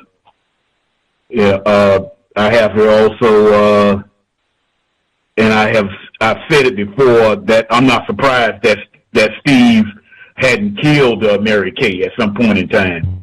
I guess that bump with the car was a was a pretext to where he felt like doing something like that. I allowed him to love me. Was a commentary that I heard in the past reading, and that doesn't sound right to me. That was a comment that was made by Mary Kay. I allowed him to love me, and it was something else after that. But that first part, I allowed him to love me, doesn't sound right. It's something sinister about that, is what I'm saying. Last but not least, nothing captures attention of people more than sex, the people activity of sex. So, if you are a reporter, if you coming up with something that has some kind of sexual overtone to it, you're going to gather the attention of more people than any other people activity, I would imagine. Or if not the top, it'll be somewhere up there to where you would get the attention of people. And that's all I have to say for the last half. Thank you. Much obliged, retired firefighter in Florida. With that jacket, because we had heard before, Vili, he saw, I think it was teacher, she had gotten new shoes. He said, oh man, I need some shoes, man, love to get me some shoes, get me some shoes. And she finally gives him the shoes. And I think I had said in between there, Dorothy Roberts, she said, man, they don't have no number. If you work at the pie factory and you got, I think they said, Vili's mom, she had about 20 children, something like literally, something close to, I think it was like 18. And if you can't afford shoes or a coat, because it does get cold and it rains here too, so you got to get like good rain resistant clothing. If you can't afford 18 pairs of shoes, 18 jackets and all the rest of it, hey, we don't have no number to call. You all got spare Fila jacket? I can give my two sons. I need one for my 13-year-old, need one for my 17-year-old. So no, we don't have no extra Fila jackets. We can't help you with that. Say, man, hey, we do have a pair of white blonde lesbians. They would be happy to adopt your child and slip him some sleeping pills and drive off a cliff. We do have that as an option, but no, we don't have no extra jackets. And then they go out and do retired firefighter. That ain't no silly stuff. That's strong arm robbery. For a jacket? Even that, like, dang, that's the person, that's what I'm saying, like, man, is that an act of racism? Like, this is the brown boy that you pick, like, oh, yes, that's a manly man. You don't just stay cold with no backbone. You go out, you rob somebody. I'm going to get you out that Fila jack. Give it up. That's a manly man. Hey, 12. In fact, instead of sexual activity, why don't you get him a jacket? Maybe a pair of shoes. Nah. Other folks who dialed in, hand up. Proceed. Greetings, Mr. Well, I spoke already. This is Fred Douglas. So you mentioned about Vili's mom. She actually had 4 kids. His dad had 18 kids, but she's working in the pie factory, and so she's not making tons of money to support the family, as has been discussed already in the book. I think retired firefighter was correct. When he talked about her saying that she allowed him to love her, and that isn't right, because that is white supremacy racism right there. It goes to show that white women choose non-white partners. It doesn't sound right because it isn't right. You mentioned about Vili and his education. From what I have read, and I'm not seeing anything to contradict this, Vili never finished high school. He was a dropout. So there's some irony to that his wife was a teacher, but he never finished school.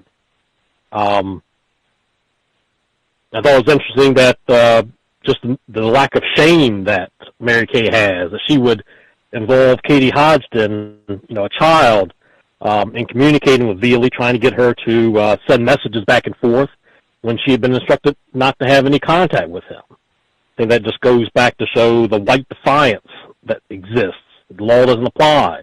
And so she'll take her kids to California if she wants to. About the stupid kid stuff, I think that goes back to what kind of support is Vili getting. Is he acting out because of the situation he's in, with Mary Kay not having contact with her at this point? He already lacks structure at home. They have poverty. A lot of things being dealt with there, and it seems like maybe he's not getting the care that he needs. Just one last thing I'll bring up. You talked about the rape situation. And I guess my question is, can non-white people be raped in the system of white supremacy? During slavery, just look back, non-white black people could not be raped, so is that something that just continues in this system? There was a guest you had on several years ago now, the Reverend Kevin Annett, who talked about the indigenous schools that were created, which were torture centers of the non-white indigenous people of Canada. One of the things he's talked about recently was the Catholic Church. He talked about child rape and other anti-sexual activities, and how the church, particularly when it comes to their clergy, they do not consider, anti-sexual activities they're not crimes. They're considered sin. And a sin can be forgiven. And so there's no need for punishment.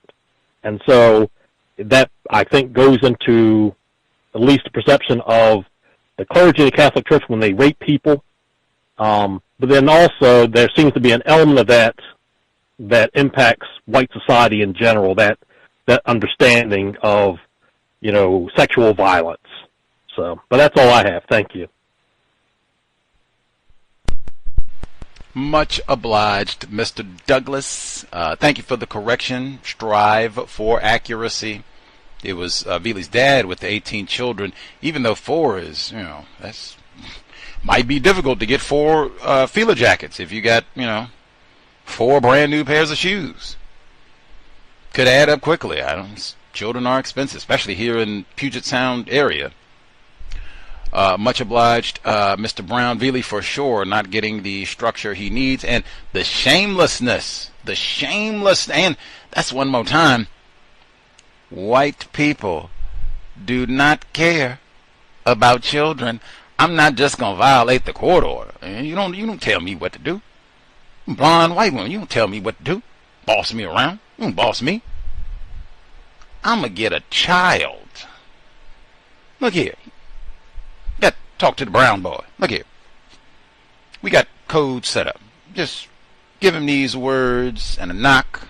The brown boy, he'll know what it is. Just wait a minute. You are educator, man. Like what? Contributing to the delinquency of a minor? You already got Vili. We got that. Maybe his brother too. You got him driving around in the car and the rest of man, what is going on? Come on, Mary Kay. Come on. And then they say, hey, she was a great teacher. She was an amazing mom.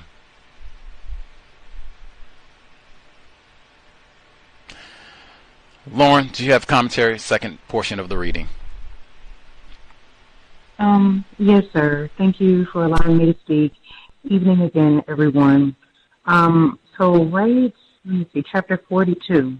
Steve said he had tried to be a better husband, a more supportive person. By then, it didn't matter. Mary Kay was getting everything she needed from Vili. She was having sex with this child. I can't see that he was, intellectually stimulating. Is that? I don't know if that's the proper way to say that, guys. When she was talking to the white woman on the phone, Ellen, she said she talked about staying in the house after Steve was gone. She talked about continuing her teaching career. And Ellen was like, you're in denial. Life will not go on as it did. You won't have your children. Ellen just couldn't tell Mary Kay the silent responses that went through her mind. It would be cruel. It was unnecessary. It wouldn't have helped her fragile state one iota. She won't even tell her the truth because she don't want to hurt her feelings. She don't want to hurt her fragile state. Karen O'Leary was talking about Mary Kay Letourneau, and she said this person was so pretty and sweet-looking and frail and pregnant. I thought she was going to say Ann White. Well, I was thinking Ann White, but she didn't say that.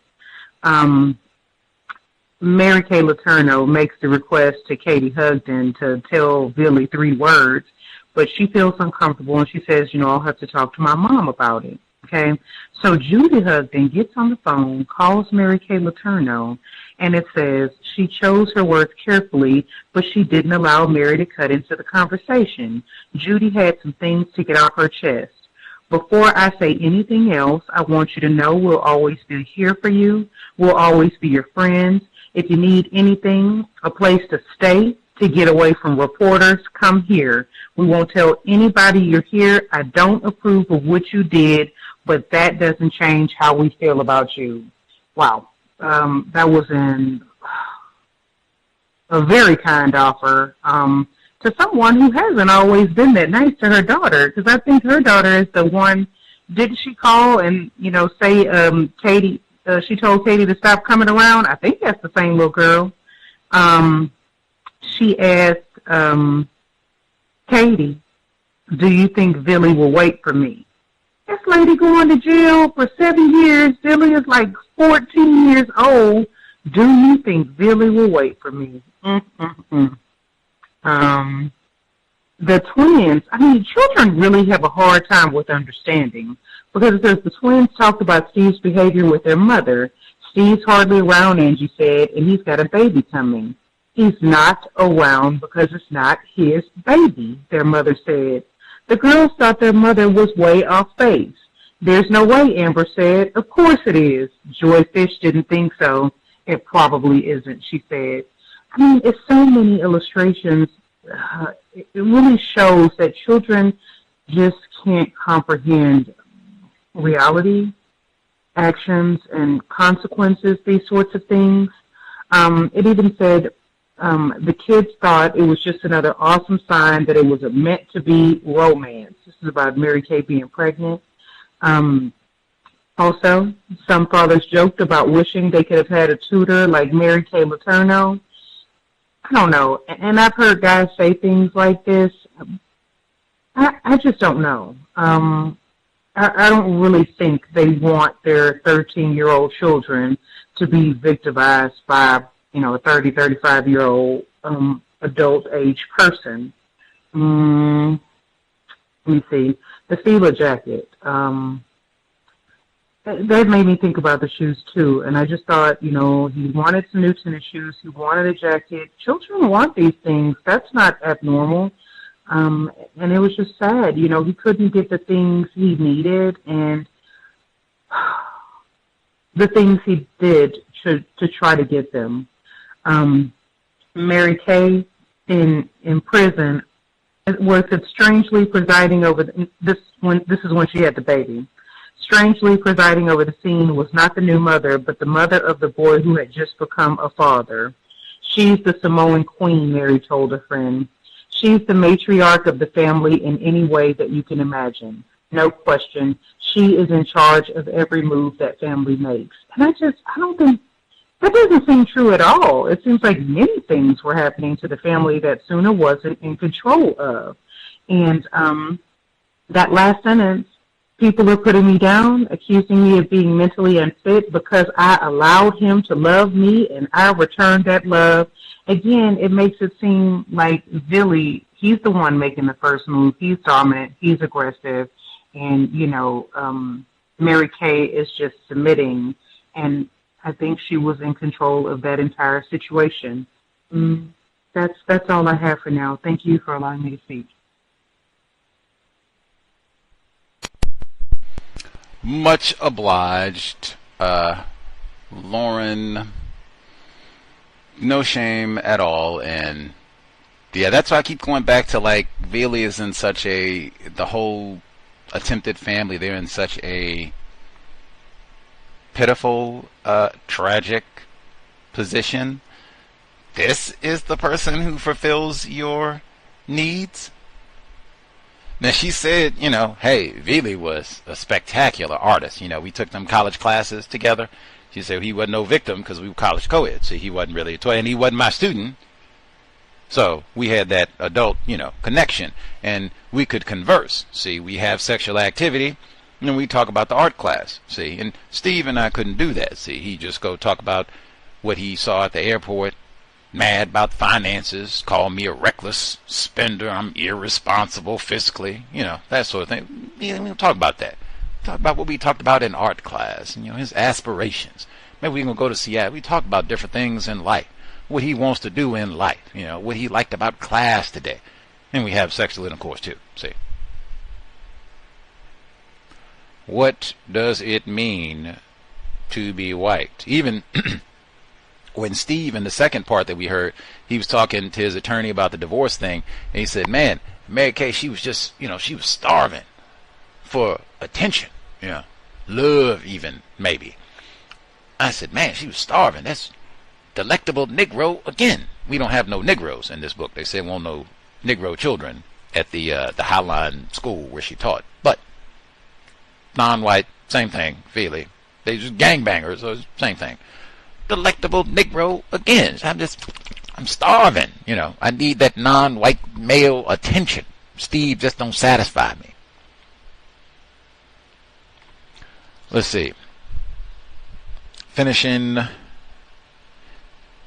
the second email.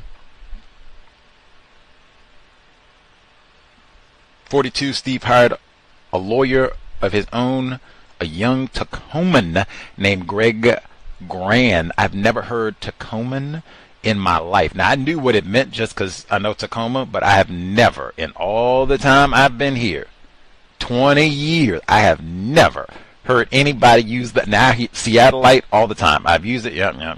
Tacoman? What is a Negro? You live in Tacoma. Got it. Okay. Tacoman? Who even said? I'm gonna have to see. I'm gonna see. Like, has anybody? I'm gonna say that around here and just see. Is anybody like, hey, what's up, my Tacomans? And see if anybody like, what? We knew you was a coon, but now you around here making up words, or what you call me? 43. This person was so pretty and sweet looking and frail and pregnant. Sympathy for the devil. Talk about it. O'Leary was sued by Vili and his family for trespassing on their property in 1998. I hope they got a whole bunch of money. Even that passage right there. I said, man, for years I've said that suspected racist who put that book together talking about white fragility. I invited her to be a guest on the program, and she declined in such a deceptive and tacky manner. But I said for years, white people are not fragile. There's nothing frail about Mary Kay, Mike Slango, the Green River Killer, Gary Ridgway, Jeff Dahmer. Ain't nothing frail about being supreme in the known universe. Elon Musk, none of these folks. They are not frail. Even the LGBTQ wheelchair white people are not fragile and frail. Certainly not no pregnant Mary Kay. Get out of here. But that is how white people, we are victims. We are weak, as opposed to you thinking about, wow, this Mary Kay, he is the most powerful person in the courtroom, maybe. Man, I walk in here, the pregnant, oh my, I done manipulated everybody here. Got my blonde hair, throw my blonde hair back, boy. Don't let me come in here in my miniskirt and get me out my pregnant form. I can show these legs, boy. Fragile. Chapter 44. Before I say anything else, I want you to know we'll always be here for you. We'll always be your friends. If you need anything, a place to say, to get away from reporters, come here. We won't tell anybody to see. We don't do no snitching. I don't approve of what you did. Maybe. But that doesn't change how we feel about you. Enable, excuse, and protect the blonde victim. Are blonde white women the most celebrated and protected class in the global system of racism, white supremacy? You better believe it. Now I hear some people say, well, what about John Bonet? That, in my opinion, just further shows how protected they are, that when one slipped through the crack, oh no, Nicole Brown Simpson, can't believe it. We'll curse O.J. Simpson for eternity. Gabby Petito, we gonna sing your name in infamy to infinity. Blonde white woman, supposed to be gone, supposed to be with us. Yes, easily the most protected, easily worship. That albino, I told you I wanted that albino monstera. They expensive. Albino features. They are white. They don't have no green on the leaves. Makes them more rare, more valuable. They got to be protected. They got to be protected. So if I ever get accused of something, y'all got my back. You say, I don't care what they say. You always welcome here, Gusty. Man, on my best day, if I graduated and got PhD, got 4.0 GPA, was perfect the whole way through, I couldn't imagine even my relatives coming through and say, look here, Gusty, we so proud of what you did. Now, regardless of what happened, come highs, come lows, you always got a place to stay, a bowl of Brussels sprouts right here. I could not imagine. Brother, we gonna set the bowl of Brussels sprouts outside. Matter of fact, you can't have it. Can't have a bowl. We gonna put Brussels sprouts outside on paper towel. You get them Brussels sprouts and you be on out of here, because you heard the Fualaau family, they got them trespassing charges filed. So hey, you get your Brussels sprouts and get. That's what I'd expect. Not no. We don't care what you've been charged. Come on in, brother. You welcome. We supported Diddy all the way through, and we got your back too, brother. What? Especially after some child rape. Do what? Let's see. Katie knew that Vili loved, and at some level, wait a minute. Katie knew that Vili loved Mary at some level. What's love got to do with it? We miss you, Tina. We miss you. Ike. 3. Another Amber and Angie Fish saw it as the end of the perfect family. They never, ever could have imagined that anything could break up Mary Kay and Steve. They could never have conceived of Mary Kay falling in love with a student either, almost as much as they wanted to support Mary. I saw pictures of Amber and Angie Fish. They have pictures of them in the book just this week that we went through. They appear to be white for sure. Is anyone in this book ever going to be concerned with Vili's hey. Vili is not a victim. He was a manly man with manly needs, and they were college co-eds. So I don't really know what the concern, and he's out gangbang. Gregg already told you, he's out robbing people for feeler jackets and such. So, feel sorry for it. Maybe he should have been the one in prison, and we just need to get Mary, some help. Then you ain't gonna have no sexual activity because we got the gangbanger. He's locked up, so we can just focus on getting Mary the help she needs. Get her a few more houseplants and some therapy and medication, Ozempic, and she'd be right as rain. Worried about Vili. Get it together. Let's see. 4. With her honeydew round belly, Mary Kay Letourneau, this metaphor seems almost like a sexual double entendre. I certainly thought it was incorrect. Like, man, I love me some honeydew. I don't think you got your spawn child rape seed. I don't think that's nothing to be glorified by comparing that to sweet honeydew. Like, come on, man. Like, ain't nothing natural about this. Ain't nothing organic about this. You up here plump as a kettle drum with the child rape spawn. Like, get out of here. 45, spring of 97. Had not been easy on Suna Fualaau. The last thing the soon-to-be grandmother needed was any more trouble with the police. But that is, she's not in trouble with the police. Shouldn't be. But that is exactly what she got that spring when Vili and his brother shook down a kid for his feeler jacket. I understand Vili's incorrect behavior. He's a victim of rape. What is Mary Kay's excuse? We already told you. See, her husband has been beating on her, and he doesn't have a backbone, and he doesn't wear the pants in the family, and they don't have any money, and her father passed away. She's in a bad relationship. She's got those 4 children. See? So she had to go rape the brown boy. 3. Wait a minute, 2, got confused. 911 call from Mary Kay, red mark 2 inches wide and 4 inches long across her stretched stomach. She said her husband had hit her. Mary Kay Letourneau was admitted to Seattle Hospital. Her pelvic bone had been separated. A day or 2 later, she talked with Steve. He said he wished he had killed her and the baby. Steve is a real charmer. Kill an innocent baby. Also in attendance were scads of Vili's relatives, brothers, cousins, aunts, and first time, last time, forgot, this is white people, I normally don't say it, but either way, first time, last time. Also in attendance, 3, were scads of Vili's relatives, brothers, cousins, aunts, and uncles. Every Samoan in Seattle was there. Mary joked later, she's the Samoan queen, Mary told a friend. She's the matriarch of the family in any way that you can imagine. No question, she is in charge of every move that family makes. The author had a chance to give it some background on the Samoan culture, but had to emphasize the joke aspect of it. Suna is not in charge of anything. Racist white supremacists like Mary Kay are in charge. Suna can't even be in charge of her schedule at the pie factory, now defunct. I thought it was important in this passage. The racist joke here, every Samoan in Seattle was there, like, really? Because I couldn't imagine them saying something like, we got every white teacher in Puget Sound crammed in the High Line, because they said all the teachers are white. I couldn't imagine them saying something like that. Every Samoan in Seattle's here. Like, come on. Why, and again, that's why I come back to, was this an act of racism? You deliberately picked out a Samoan non-white child. Well, you know I can manipulate the parents, manipulate them, and all that. They'll even sympathize with me and just say, oh, she's not being racist. We'll pray for her. She needs help.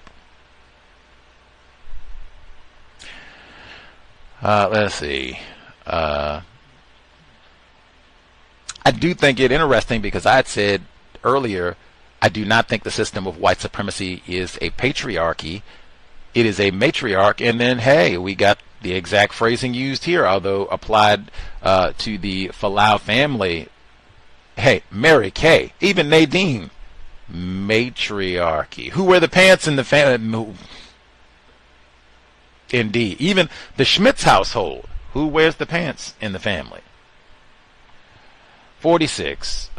Karen O'Leary, yes, my news director wanted stories about Mary Kay Letourneau. She said years later, yes, ratings go up whenever she's on. Again, are blonde white women the most celebrated and protected class of people in the global system of racism? You had better believe it. Let's see. And we'll pause there, pick up the rest for next week. I really didn't get any of my commentary in, for the most part. That almost happened 2 weeks in a row. At least, what can I say really quick before we wrap up? One, we made a lot more progress on this book. Like, I didn't think I was behind. It's just this book is kind of long. Not that I'm complaining, because, it's holding my end. People participate, so I'm not complaining. It's just, if there's a book that's a little lengthier, I try to be Johnny on it. Let's not dally. Let's go ahead and get this complete, because there are other books. This book is not that great. Like, it's not going to be in my top 10. So we have read much better books. It's engaging. I'm learning a lot, but I mean, we shouldn't take all day on this. But we've made a little more I think the pictures too. We made a lot more progress than I thought. So we can slow down a little bit, take our time. Then I can get some of my notes in as we get through the texts. Let's see, what will I say quick before we get out? Miss Danelle, when she comes in and says, hey, if my daughter, 12, 13, had come home and said, hey, I'm in love, it's real love, and I ain't no coward for love, and I'm in love with a 39-year-old dude, and I'm about to get pregnant because we in love, he said, I'm about to kill that MFer. And if my 12-year-old son come home and he tell me the same thing, that 39-year-old wench is about to be in the ground. That's logic. Not no, oh my goodness, I'm so proud you found love. Like, what are you talking about? And not, I'm going to pray for the 30-year-old, male or female, because they need help. Are you serious? Are you serious? You're almost old enough to have grandchildren. Get out of here. Let's see.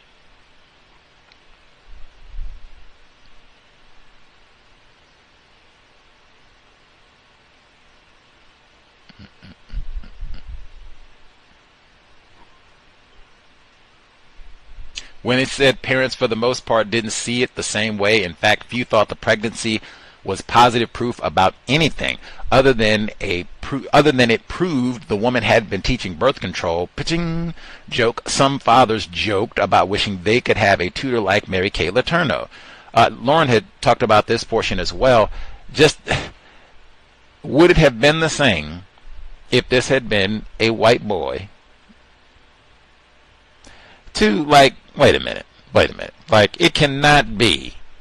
People remembering themselves at 12. At 12.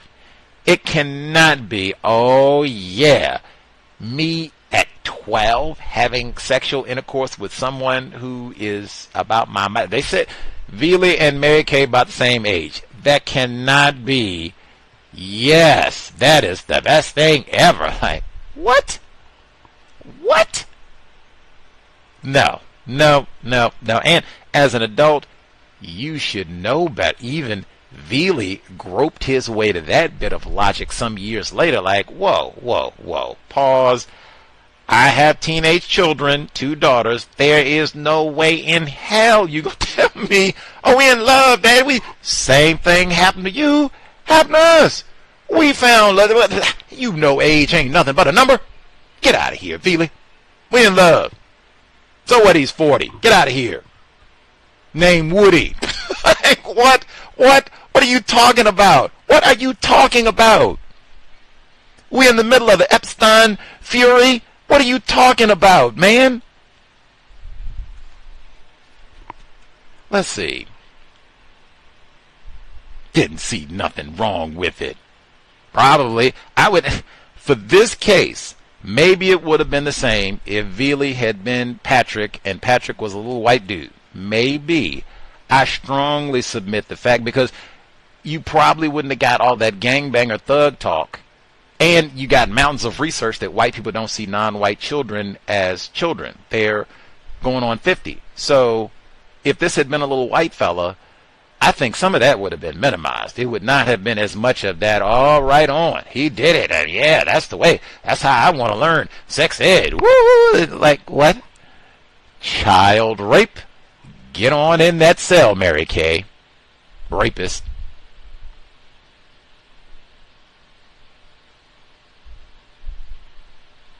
Oh my God. When she's talking to Katie about that, the levels of inappropriateness abound on so many fronts in this text.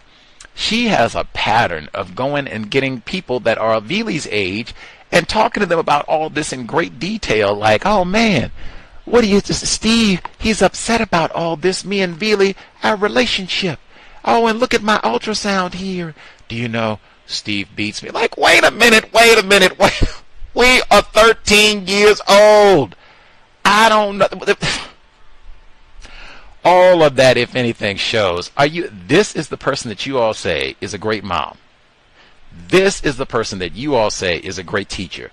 None of that can be true. You don't even have boundary recognition. Forget raping the children. You don't even have boundary recognition about, wait a minute, I should have some structure about what I even talk to these children about. You don't even have that. You can't even, hey, I'm not Mary Kay. I'm not a child. I'm not trying to dress like a child. You are a child. You, I can talk to on a first name basis, Vili.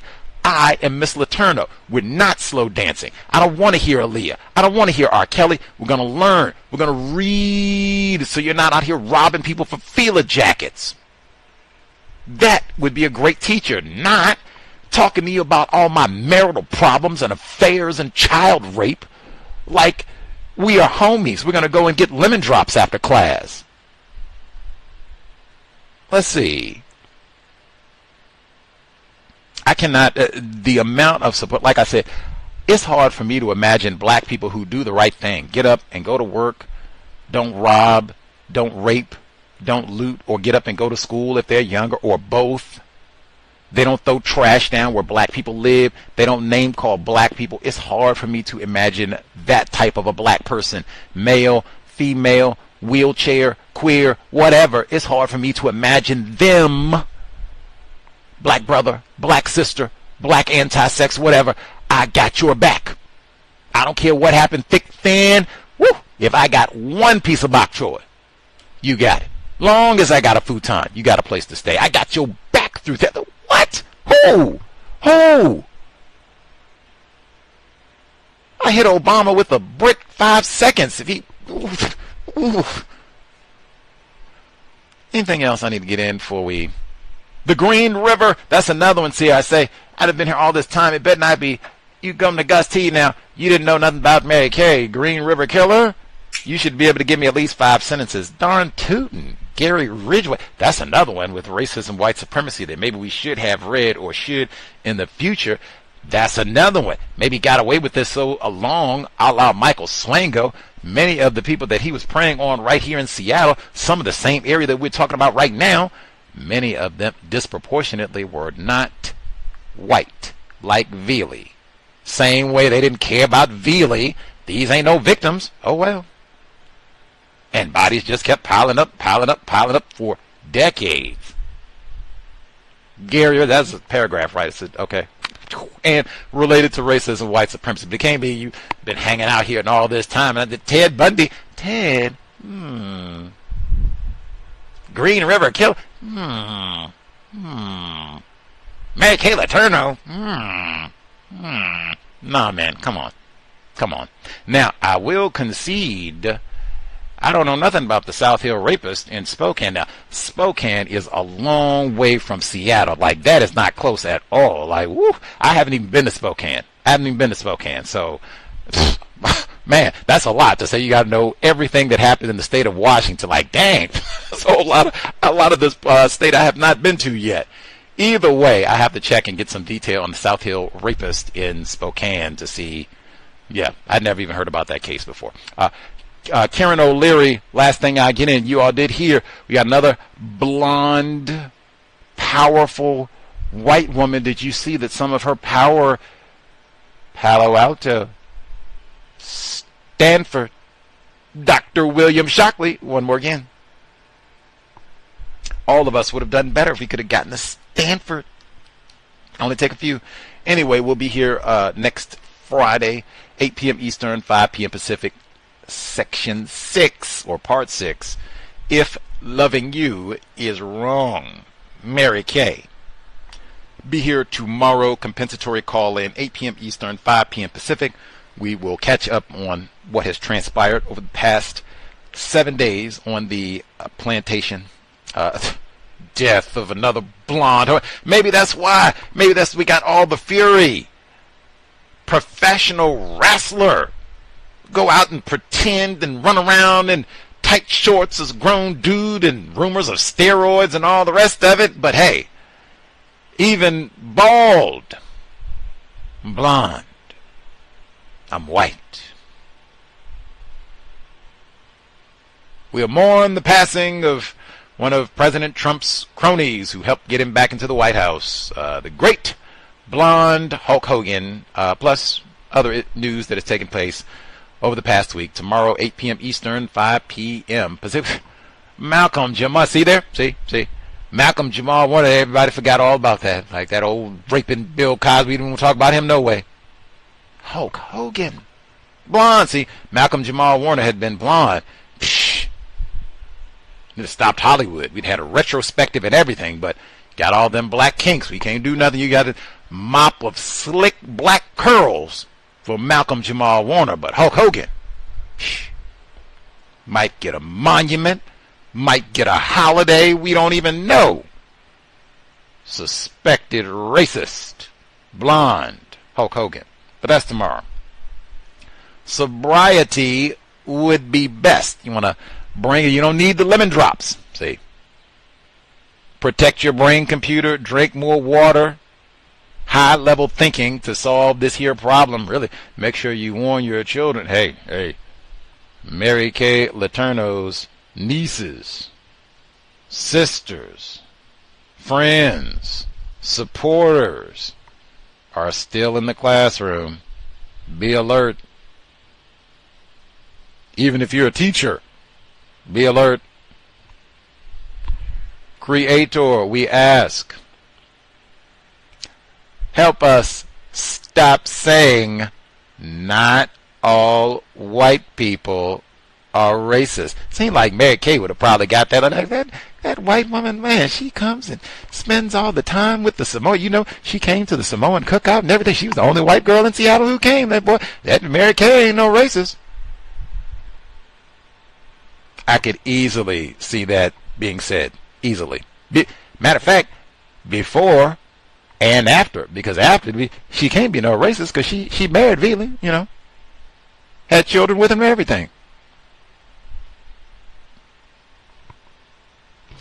Creator, remind us to stop wasting non-white people's time and energy. Help us maximize our limited, precious time and energy to replace white supremacy with justice. Stop producing throwaway offspring to be raped by Mary Kay Letourneau. Stop name-calling black people. Replace white supremacy with justice immediately. Cow signing out. Thanks all for tuning in. And remember, Vili ain't no victim. Nigga, you so brainwashed. I'm a victim, brother. Problem. You're a victim. I'm a victim of 400 years of conditioning. Shut up. The man has programmed my conditioning. Even my conditioning has been conditioned.